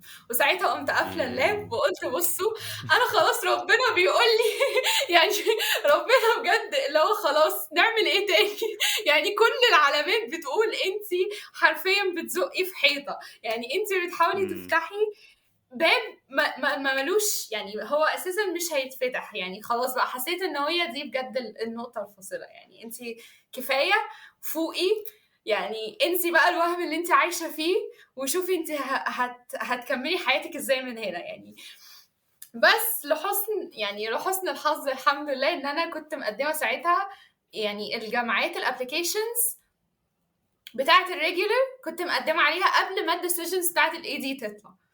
فانا بقى كنت فعلا فقدت بقى الامل وقفلت القصه دي وقلت بقى خلاص، يعني هي الدنيا اتقفلت على كده، وانا بقى اشوف هعمل ايه بقى في حياتي، اشتغل، اعمل بقى اي حاجه. انا خلاص قلت مش هخش جامعات، انا هبقى كده ايه متخرجه بثانويه عامه والناس يقولوا هي ما دخلتش كليه وهي معاها المؤهل العالي بتاعها ثانويه عامه. وانا لقيت بقى نفسي في الشغل، وفعلا كنت شاطره قوي في الشغل والناس كلهم امبرست بيا وازاي حد اصلا. يعني انا اشتغلت بسبب اللغات اللي كانت معايا، يعني انا كنت شغاله في ثانويه عامه بس اشتغلت فول تايم ومع ناس جامده قوي وخريجين كليات جامده قوي وجامعات جامده قوي، بس كنت حرفيا شغاله بسبب اللغات اللي انا قعدت اذاكر لها واتعب عليها. فساعتها قلت خلاص بقى هو ده، يعني هو ده مصيري، انا مش هقفل الصفحه دي. انا عايز بس اوضح حاجه سريعه، موضوع الاي دي والار دي ده، عشان بس الناس اللي بتسمعنا. عاده جامعات امريكا او كل جامعات امريكا تقريبا فيها اوبشن ان احنا نقدم عليها بدري، او اوبشن ان احنا كمان نقدم عليها بدري ونقول للجامعه لو قبلتوني انا وديتوني الفلوس اللي انا محتاجها، او يعني الفاينانشال ايد اللي انا محتاجه، مش هروح اي جامعه تانية. يعني بختاركم انتوا اول جامعه، التوب تشويس بتاعتي، تمام. وعاده الناس بتقدم عليها عشان ده بيخلي نسب القبول اعلى بكتير قوي للجامعه دي، وبتخلي الجامعه برضو ايه، يعني احنا الاثنين بنقول احنا عايزين بعض الى حد كبير يعني. فلما جامعه لما الناس ده بقى على عكس بقى ايه الريجولار ديسيجن اللي هي انا بقدم على جامعات زيها زي اي جامعات عاديه يعني، تمام، مفيش اي حاجه سبيشال في الموضوع ده. فلما جامعه او لما الناس بتترفض في الايرلي ديسيجن الاي دي، تاني اكرونيمز واختصارات كتيره، عادة بيبقى ايه حتة احباط كده، عشان الناس بتقول لنفسها طيب انا لو الجامعة اللي نسبة القبول فيها اعلى واللي انا قلت لها انا يعني لو اتقبلت فيكي هجيلك، دي رفضتني، طب الجامعات التانية بقى ازاي هتقبلني؟ عادة ده يعني السؤال اللي بيجي على بال الناس. وطبعا ناس كتير جدا اترفضت في الاي دي واتقبلت بعدها في الار دي، بس يعني حبيت ان انا اوضح الحتة دي عشان الناس تبقى عارفة اللي بتسمعنا. بالظبط. ساعتها بقى يعني انا كنت خلاص قفلت الحوار، كنت حتى مستبيعه اللي هو ما كنتش بفتح الايميل بتاعي. فاللي هو كان في يوم من الايام قاعده كده زهقانه في الشغل ومش عارفه ايه، انا على طول شغاله على ايميل الشغل، فالبيرسونال بتاعي انا مش بفتحه. فقلت كده كنت قاعده يعني حرفيا اللي هو مش في دماغي بقلب في السوشيال ميديا، بفتح كده ابلكيشنز راندوملي. ففتحت الجيميل كده بالصدفه ولقيت كذا جامعه بعتلي من اللي انا كنت مقدمه عليهم في الار دي. فانا بقى كنت ساعتها اللي هو يعني انا ما كنتش فاهمه حاجه، انا كنت حاسه يعني انا فاكره حرفيا اول جامعتين شفتهم بعت لهم اكونفيرم ان الادميشن ليتر اللي هم باعتينه ده باعتينه للشخص الصح. يعني انا قلت لهم هو انتوا قاصدين اسمي؟ كتبت اسمي الخماسي اللي هو يعني انتوا قصدكم تبعتوا ادميشن ليتر لنورين كذا كذا كذا يعني الموضوع كان بجد اللي هو انا ما كنتش فاهمه حاجه. فساعتها بقى يعني الدنيا اتشقلبت طبعا وساعتها كنت اتقابلت في اكتر جامعة اللي هو انا كنت شايفة ان الابليكيشن بتاعها كان اوحش ابليكيشن عملته، اللي هو جامعة كان من 7 المستحيلات اتقبل فيها اللي انا فيها دلوقتي. فكنت ساعتها يعني مش فاهمه ايه اللي بيحصل. يعني يوم الادميشن بتاع مينيرفا ده انا كنت قاعده في الصاله ومامتي كانت في المطبخ واخويا كان نايم، فانا كنت قاعده، كنا قاعدين كده بعد صلاه الجمعه مش بنعمل اي حاجه. ففجأة لقوني بصوت، فماما افتكرت ان انا اتكهربت. وبعدين خالته ساكنة تحتينا طلعت تشوف ايه اللي حصل، وانا قاعدة اعيط، وماما قاعدة تعيط والله انا اتعملت في نيرفا، انا اتعملت في نيرفا، وصوتي بقى رايح، مش قادرة اتكلم. وبعدين خالته طلعت مم. في ايه، انتوا اتكهربتوا، انتوا كويسين، مش عارفة ايه. كان يعني انا بجد مش فاكره ايه اللي حصل، بس اللي هو كنا، واخويا يا عيني صحي مخضوض من النوم، افتكروا ان حرام. في زلزال او حاجه. الدنيا يعني انا يعني البيت كله ساعتها بجد اتكهرب. ف مم. بس ساعتها بقى طبعا يعني ما فيش، يعني زي ما ماما بتقول، يعني ما فيش طريق سالك نورين بتمشي فيه بيكمل. ساعتها كان ساعتها بقى كان القبول جه في نص 3. بعدها بيومين بالظبط كل العالم اعلن ان في بانديميك والكورونا جت مصر. فساعتها بقى كانت الجامعة بتبعت لي الورق عشان أبدأ أقدم للفيزا. بس ساعتها طبعا كل حاجة قفلت، ال ال السفارة قفلت، سفرات. كل مم. حاجة. اه بالظبط، كل حاجة بقى اتوقفت. يعني انا ساعتها قعدوني من الشغل وقعدوا مامتي من الشغل، وكل حاجة بجد وقفت في لحظة. ف ف ف يا ف نهار ابيض. ماما ساعتها قالت لي اكن العالم كله بيحتفل بانتصارك، ودلوقتي العالم كله بينهار. يعني العالم كله دلوقتي في لوك داون وبانديميك، وانت الوحيدة اللي تقريبا سعيدة في العالم كله. بس بالادميشن ليترز اللي جولك. ف فبس كانت يعني نوعا ما فرحه ما تمت. والجامعه ساعتها بعتت لي قالت لي والله في 2 اوبشنز، تبداي السمستر، انت خلاص ما عرفتيش تيجي. ساعتها حتى دفعتي الناس طبعا اللي هم كانوا في بلاد زي اوروبا وامريكا عرفوا يسافروا للجامعه، السفارات كانت شغاله. بس في مصر والشرق الاوسط ومعظم افريقيا طبعا السفارات وكل حاجه كانت قفلت. فانا طبعا ما عرفتش اخد الفيزا. فالجامعه قالت لي ممكن تبداي السنه اونلاين، الكورسز اونلاين. فانا مم. قلت خلاص ماشي. وكده كده يعني عشان الجامعة اصلا، يعني انت اصلا الجامعة اونلاين which is يعني بالظبط. بس يعني انا حاجة هقول لك كويسة بقى لصالح يعني هي قول الجامعه اه. اونلاين بس. مفيش حاجه سالكه. اللي حصل ساعتها انا خلاص بقى بدات الترم، كنت بقى متحمسه وياي وبتاع. اول كلاس النور قطع. واحنا عندنا الكلاسز بتبقى جريدد والغياب بيتحسب. يعني انت لو مثلا ضيعت، يعني ليك عدد غيابات معين، وكل الكلاس الجريدز بتاعتك بتتجمع اصلا من الكلاسز. فكلاس بقى النور يقطع، كلاس النت يفصل، كلاس اكون بكلم البروفيسور وفجأة يعني كل الناس اللي معايا في الكلاس يلاقوني يعني بقيت اختفيت، فاللي هو راحت فين. فكل بقى الكونكتيفيتي ايشوز في مصر طبعا زي الفل. فللأسف الموضوع كان صعب، وابتديت أعدي عدد الغيابات المسموح، فلو هو كنت almost يعني خلاص بدروب اوت. فساعتها ما كانش قدامي غير ان انا اعمل حاجه اسمها leave of absence. وده معناه ان انا بتغيب عن العام الدراسي ده، وببدأ تاني من الأول وجديد مع الدفعة الجديدة اللي هي أصغر مني، اللي هم هيتقبلوا لسه السنة الجاية ويسافروا لسه السنة الجاية. فقلت ماشي. الحمد لله طبعا على كل حال. يعني بانديميك وادينا قعدنا في البيت، وادينا داخلين في تالت جاب يير. بس خلاص يعني ما فيش حاجة في ايدي. ف... ف... فده اللي عملته ساعتها. وطبعا بقى فضلت من شهر 3 لغاية شهر 8 مستنية 5 شهور كده مفيش أي حاجة. يعني 5 شهور دول بقى كنت بحاول أشغل نفسي بأي حاجة، أتعلم حاجة من على النت، بروجرامينج بتاع. فلغاية بقى ما السفارة ابتدت تفتح تاني بالراحة. فرحت في شهر 8 بقى ابتديت أقدم. طبعا كل ده في نزاعات مع السفارة، إن أنت بتعمل حاجة اسمها emergency appointment، إن أنت بتقدم علشان الميعاد. يعني احنا كنا ساعتها في 2021، واقرب ميعاد ان انا اروح انترفيو في السفاره في نص 2022، يعني بعدها بسنه ونص. ده اول ميعاد. فانا الحل الوحيد عشان الحق اخد ميعاد والحق السنه الدراسيه من اولها ان انا اعمل حاجه اسمها emergency appointment، اللي هو يعني دي حاجه اللي هو حياه او موت. فمعظم الناس اللي هي بتقدم عليها اللي هو مثلا ناس لازم يسافروا عشان حد مات، ناس كونفرنس، ناس بزنس مان، مش عارفه ايه، فكان الامل فيها شبه مش موجود برضو. بس فقعدت اقدم برضو. كانت الدراسه للاسف خلاص بدات، لان احنا الدراسه بتبدا عندنا في شهر 8، واضطريت ابدا تاني اونلاين لان بقى خلاص ما بقاش فيه اي تشويس تاني.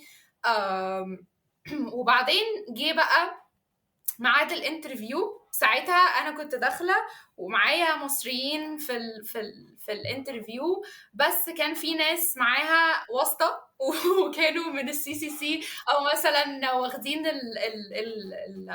البادج بتاع الافيرز على الباسبور بتاعهم، فدول عدوا وخدوا الفيزا بعدها بيومين وسافروا، وكانت الدنيا زي الفل. انا دخلت للاوفيسر اللي هو بيعمل لي الانترفيو، لسه بقول بس يعني صباح الخير اسمي نورين، هو قال لي رايحه جامعه ايه، فقلت له مينيرفا. فلسه بس بطلع الورق وبديله، لقيته مطلع لي الورقه الحمراء. وطبعا الناس اللي ما بتقدم تقوليش على اداكي administrative processing. ايوه لا مش لا لا administrative لا لا processing، اداني ريفيوزل. هو refusal. يا نهار denial. ابيض. الورقه البينك مم. دي بتاعت الدينايل، الادميشن بروسيسنج مم. بتاعت اللي هي الخضراء. فخدت اوكي. فخدت الدينايل، انا اللي هو لسه ما قلتش اي حاجه. فبصيت له كده، انا بقى ماسكه فولدر مليان ورق، فبقول له لا انا معايا الورق اهو، والسكولر شبه والادميشن ليتر اهو. يقول لي هو ما بيتكلموش. فنادى على السكيورتي، لان انا اه طبعا كنت لسه بقاوم وعايزه اقف افهم ايه اللي حصل. هو رمالي اه الورقه في مفيش وشي. الكلام ده في السفارة. مم. اه مفيش الكلام ده، هو دينايد، ورمالي الورقه كده في وشي ونده على السكيورتي. وساعتها بقى كان اغمى عليا ولقيت نفسي بقى عقبال ما فوت لقيت نفسي مرميه قدام باب السفاره ومعايا الورقه الحمراء والفولدر بتاعي وحرفيا قد ميدل اوف نو وير. يعني السفاره في وسط البلد، بس انا ساعتها حسيت ان انا في صحراء ومفيش حد يعني حواليا. انا مش عارفه اعمل حاجه. مامتي ساعتها كانت وصلتني وكانت رايحه المستشفى، واللي هو كانت ساعتها هي يعني في المستشفى وبتعمل حاجات ومش عارفه ايه. فلو انا حتى مش عارفه اكلمها اقول لها ايه. فهي يعني انا ساعتها كنت ماشيه انا ماسكه الورق ومش فاهمه اللي هو يعني ايه دينايد. وبعد كده ساعتها بقى روحت كلمت الناس اللي هم كانوا معايا، اللي هم مقبولين وهيسافروا معايا، انتوا عملتوا ايه يا جماعه مش عارفه ايه. قالوا لي لا احنا اكسبتد وخلاص مسافرين وبتاع. قلت لهم طب انا خدت دينايل، طب اعمل ايه، انا معيش اي واسطه معيش اي حاجه. وساعتها بقى كلمت يعني كل خلق اللي كلمت بتوع الجامعه، كلمت بتوع السفاره في مصر، قعدت ابعت ايميلات اي حاجه، مفيش حد بيرد عليا. واللي رد قال لي معلش احنا ما نقدرش نعمل لك حاجه، ودي ويعني هي بروسس وانتي يا اتقبلتي يا اترفضتي. الموضوع ما كانش مفهوم خالص. ف قعدت ادور على النت ومش عارفه ايه، لقيت ان انا اقدر اقدم تاني، بس طبعا لازم ادفع بروسيسنج فيس تاني وكده. فقلت يعني هي جت على دي وانا كده كده مضيعه فلوس ومضيعه حاجات قد كده، فهقدم تاني واشوف ايه الدنيا. بس فرحت بقى قدمت تاني وتاني انترفيو رحت كان نفس الاوفيسر، فدخلت له لا فاحنا لا لا لا الاثنين لا يا we had a moment of silence كده. هو عشان ساعتها كان بانديميك فما كانش فيه اساسا اوفيسرز غيره، فهو اللي كان قاعد في السفاره 24 ساعه.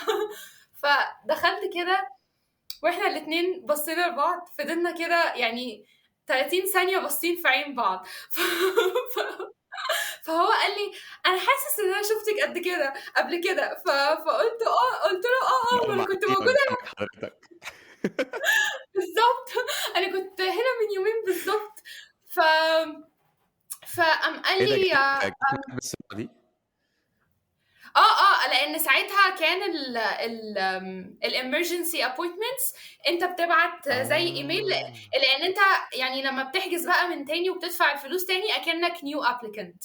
اوكي مش اوكي اوكي. بتفرق لو في هيستوري، فاهم. ف فالابوينتمنت جت وخلاص بقى يعني رحت بصلي.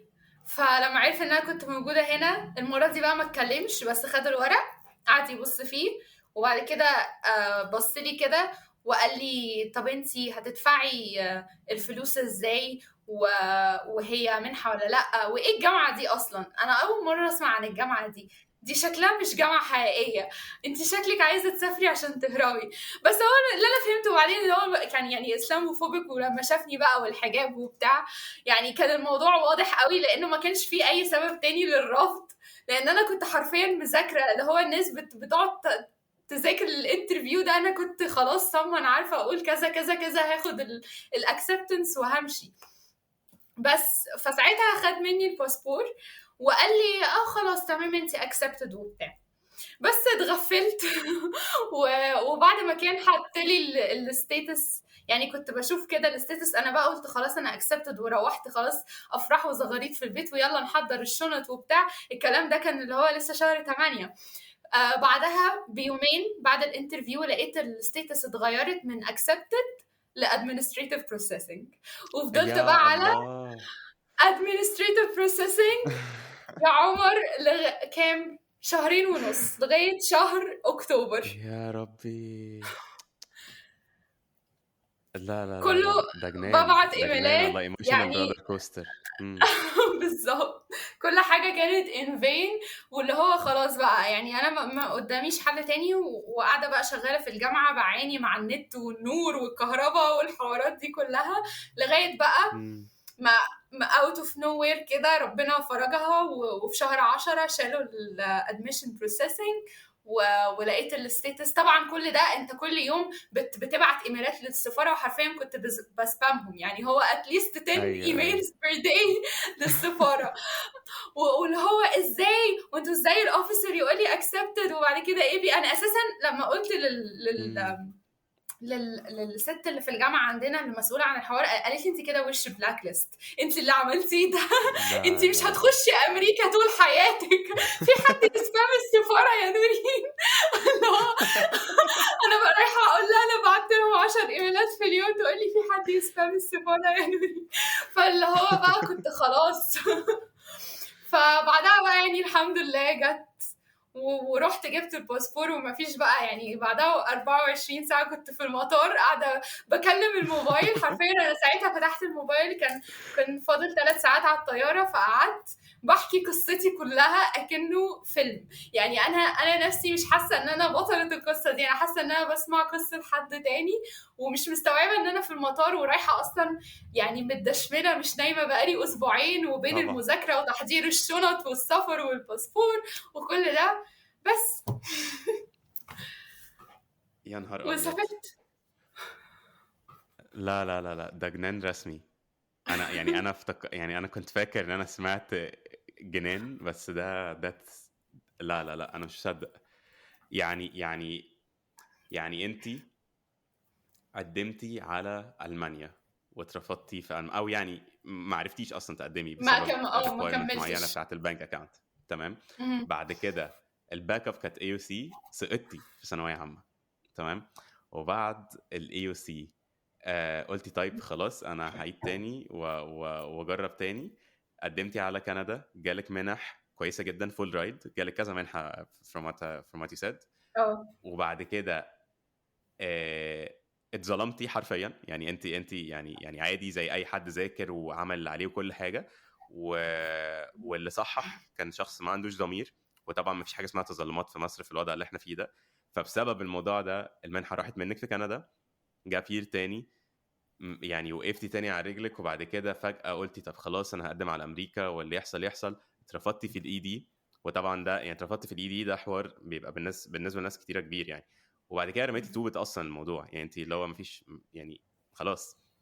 بعد كده جيتي بصي بالصدفه على الايميل بتاعك، لقيتي قبول في جامعه arguably اكتر جامعه سيلكتيف في امريكا، مينيرفا. او بتقبل اقل عدد من الناس يعني. دي حقيقة. وجالك منحه فيها. وبعد كده قدمتي على الفيزا، اترفضتي فيها، قعدتي سنه كامله تستني عشان ما كنتيش عارفه تروحي. جت قدمتي تاني، اترفضتي تاني. وبعد كده جالك اي بي. وبعد كده جيتي. طيب يعني طيب يعني ازاي يعني لا يعني فعلا ازاي نفسيا عرفتي تتحملي كل الكلام ده وتقفي تاني؟ يعني انا اعرف ناس ممكن، انا شخصيا ممكن بعد يعني حاجتين او 3 حاجات من دول اقول شكرا خلاص كده it's not for me. ازاي عرفتي يعني انا الريزيلينس ده مش يعني I haven't ما شفتش زيه almost قبل كده في حياتي. فانا عايز افهم ازاي عرفتي تعملي الموضوع ازاي؟ بجد يعني انا لو قلت لك مش هتصدق، بس الفكرة يعني هو الحوار كله بجد بدأ من السنة بتاعت الثانوية العامة، ان انا اتعلمت ازاي اكون empathetic. يعني empathetic ان انا اكون متعاطفة مع اللي بمر بيه، لان انا كنت الاول يعني over judge myself، اللي هو لا انت لازم تبقي احسن حد، لازم تبقي احسن صديقة، احسن بنت، لازم تبقي احسن اخت، لازم تبقي احسن طالبة. فاللي هو مفيش رفاهية ان انا اقع، مفيش رفاهية ان انا ابقى شخص متخاذل او ان انا ابقى helpless. فكل اللي انا كل تجربة كنت بمر بيها كانت بتخليني يعني helpless اكتر من الاول. وبالتالي كنت بشوف قد ايه انا حد يعني فراجايل، واللي هو لا يعني انت اهو وقعتي، وانت في رفاهيه ان انت تقعي، وفي رفاهيه ان انت تبقي حد vulnerable ومش قادره تعملي حاجه. وفي الفتره دي انا ما كنتش لا احسن بنت ولا احسن اخت، انا حرفيا كنت بجنن عليهم في البيت، وكان بيجي لي هستيريا بشعه. وكنت يعني كنت حد بجد صعب جدا. صحابي كنت قطعت معاهم، والناس بتحاول توصل لي تكلمني، ما كنتش برد على حد. اللي هو كنت السنة دي فعلا أنا كنت اختفيت، محدش يعرف عني أي حاجة، حتى مدرسيني كانوا بيحاولوا يطمنوا عليا من أخويا عشان هو كان في نفس المدرسة، بس أنا ما كنتش عارفة. اللي هو أنا ما كانش فيا طاقة إن أنا أخرج للعالم تاني، أو إن أنا أتعامل مع أي حد، أو إن أنا أحاول أبقى شخص. أنا خلاص ما بقتش نورين اللي كل الناس عارفاها. فاللي هو أكني حرفيا خرجت عن جسمي وعن عقلي وعن كل حاجة، وبقيت في حتة تانية خالص. فالفترة دي بجد اتعلمت إنه قد إيه ان انت تكون empathetic ده بجد هيغير حاجات كتير قوي في حياتك. لان انا الامباثي دي ما كنتش لاقيها من اي حد تاني، لانه خلاص يعني الناس لما بتكون شايفاك ideal بيحسوا ان انت كده يعني you are by yourself like role model.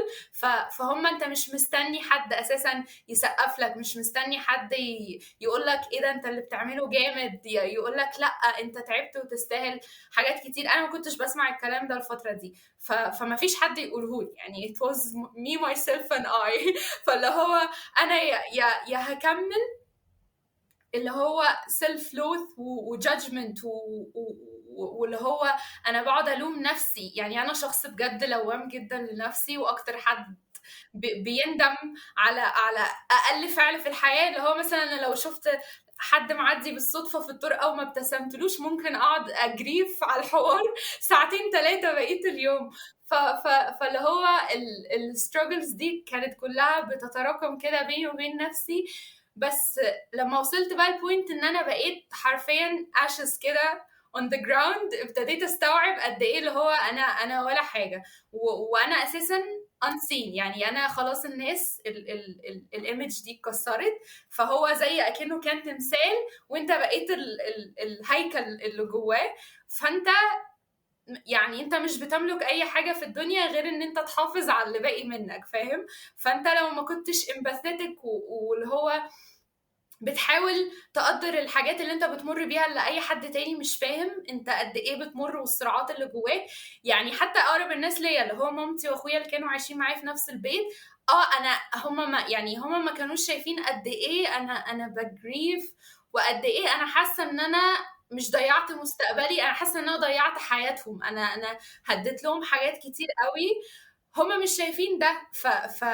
مع ان انا جوايا انا بتخانق مع نفسي، انا بضرب نفسي، انا بعاقب نفسي. بس ف فهم يعني طبعا هي ما كانتش يعني الاحداث ما كانتش كويسه علشان يعني هم برضو يكونوا مبسوطين او راضيين عن اللي بيحصل. فانا يعني مش بلومهم، بس اللي اقصده اقول انه انا ما كنتش لاقي حد يكون empathetic معايا، ما كنتش لاقي حد يتعاطف معايا. ف... ففكرة ان انا اقدر الوقعات دي وقد ايه هي شكلتني، وقد ايه هي خلتني نورين ده اللي كان مخليني عارفة أقف على رجلي تاني بعد كل وقعة، اللي هو لأ يعني على الأقل أتليست لسه في هيكل، اللي هو كل حاجة اتدمرت بس يعني الجزء الداخلي ده لسه موجود وبيقاوم وبيصارع، حتى يعني هو معنى ان هو لسه بيتخانق مع نفسه، فمعنى كده ان هو لسه فيه انرجي. فالانرجي دي بدل ما اقعد اتخانق بيها مع نفسي والوم نفسي على حاجات كلها حصلت بره ايديا، طب ما انا ممكن اتشانل الانرجي دي في حاجه تانية اللي هي الحاجه اللي انا عايزاها فعلا. يمكن الاوتر بقى لير ترجع تتشكل تاني ونورين تظهر تاني. ف فاعتقد دي كانت يعني دي كانت الحاجه الوحيده اللي هي زي ما بيقولوا الفاير اللي جواك، اللي هي لسه قايده ولسه مخلياك تحاول، حتى لو في ويند بقى، لو في كل حاجه انت بتهبط والفاير تقل، بس بقى ممكن ترجعها بحاجات تاني، فاهم؟ بس واو. في وسط كلامك اللفظ او كلمه من اللي انت يعني وصفتي نفسك بيه هو فراجايل، وانا شايف ان او هشه، وانا شايف انك ابعد ما يكون عن الهشاشه بعد كل اللي سمعته ده. وبقول لك كده بجد منتهى يعني genuinely بقول لك الموضوع ده عشان زي ما بقول لك تاني انا لو في كلمه اساسا اقدر اوصفك بيها هو انك في انتلكتشوال كبير اسمه نسيم نيكولاس طالب اتكلم عن كونسبت اسمه انتي فراجايل، اللي هو انت لما في الفراجايل وفي الايه اللي هو يعني حد لا ما بيتكسرش، تمام، اللي هو حد يا بيتكسر او هش او حد مش هش، تمام. بس في حد بقى الانتي فراجايل ده الستيب الزياده اللي هي ضد ايه، الكسر. انا كل مش ضد، بس ده انا لما بتخبط تمام ببقى اجمد اكتر، تمام. وده اللي انا شفته فيكي دلوقتي، يعني انت كل خبطه كل ضربه اتضربتيها ما شاء الله، مش بس انت فضلتي صامده وثابته، طبعا اكيد حصل انهيارات وحصل مشاكل ومشاكل نفسيه وزي ما انت قلتي اكتئاب ومشاكل مع عيلتك و you weren't the best مش عارف sister ولا daughter ولا friend ولا الكلام ده كله. بس في الاول وفي الاخر بعد كل ده حصيله الموضوع ده ايه؟ كبرتي خلاص، بقيتي احسن من كل مره انت اتضربتي فيها او اتخبطتي فيها جامد. يعني انت عمرك ما اتكسرتي، انا اي دونت فيل انك اتكسرتي بكل اللي حصل لك ده، ما شاء الله انت كبرتي جدا. ف انت مش متخيله، يعني انا كنت داخل الدسكشن النهارده عايز اتعلم عن قصتك وقصه امريكا ومش عارف ايه، و I learned life lessons كتيره.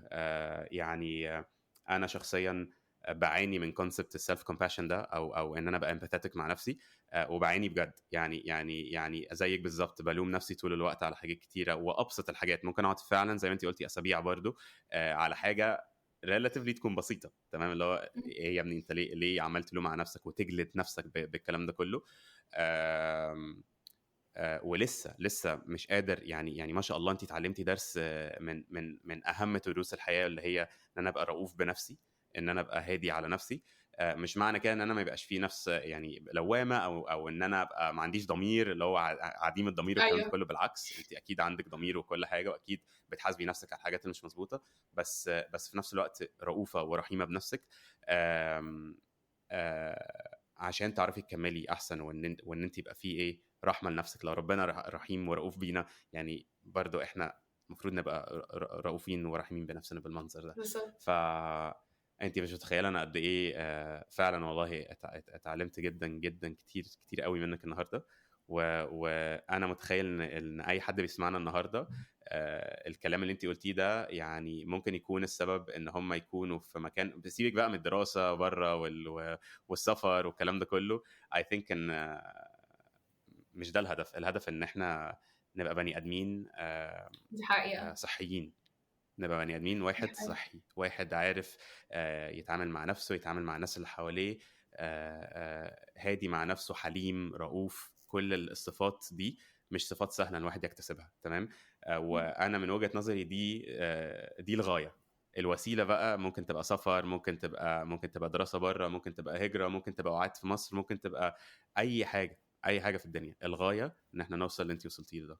فما شاء الله عليكي بجد، يعني آه very very inspired by your story. واتمنى ان احنا نتكلم اكتر، نشوف بقى نورين بعد ما سافرت وصلت لايه وحققت ايه واتعثرت في ايه. اكيد حصل عثرات بعد ما سافرت، اكيد الموضوع ما كانش سموث سيلينج يعني. يس. فحابب ان شاء الله في episodes ان شاء الله في المستقبل. متحمس جدا جدا ان احنا ان شاء الله نتكلم اكتر عن قصتك بعد ما سافرتي يا نوري. ان شاء الله. I'm so excited نتكلم اكتر في الابيسودز اللي جايه باذن الله. وشكرا بجد يا عمر، يعني انا بجد حاسه ان انا يعني كان جوايا طاقه ومش عارفه اطلعها ازاي، ف your questions guided me برضو. واتمنى بجد الناس تكون استفادت ويبقوا خفيفين رؤوفين بنفسهم وبس كده. جميل جدا، ميرسي جدا على وقتك يا نورين، شكرا. شكرا.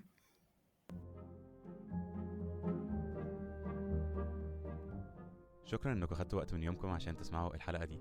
لو الحلقه دي عجبتكم يا ريت تعملوا ريتنج، ويا سلام لو ريفيو ليها على اي منصه انتوا بتسمعوا عليها البودكاست. وطبعا ما تنسوش تعملوا سبسكرايب عشان ما يفوتكوش اي حلقه في المستقبل.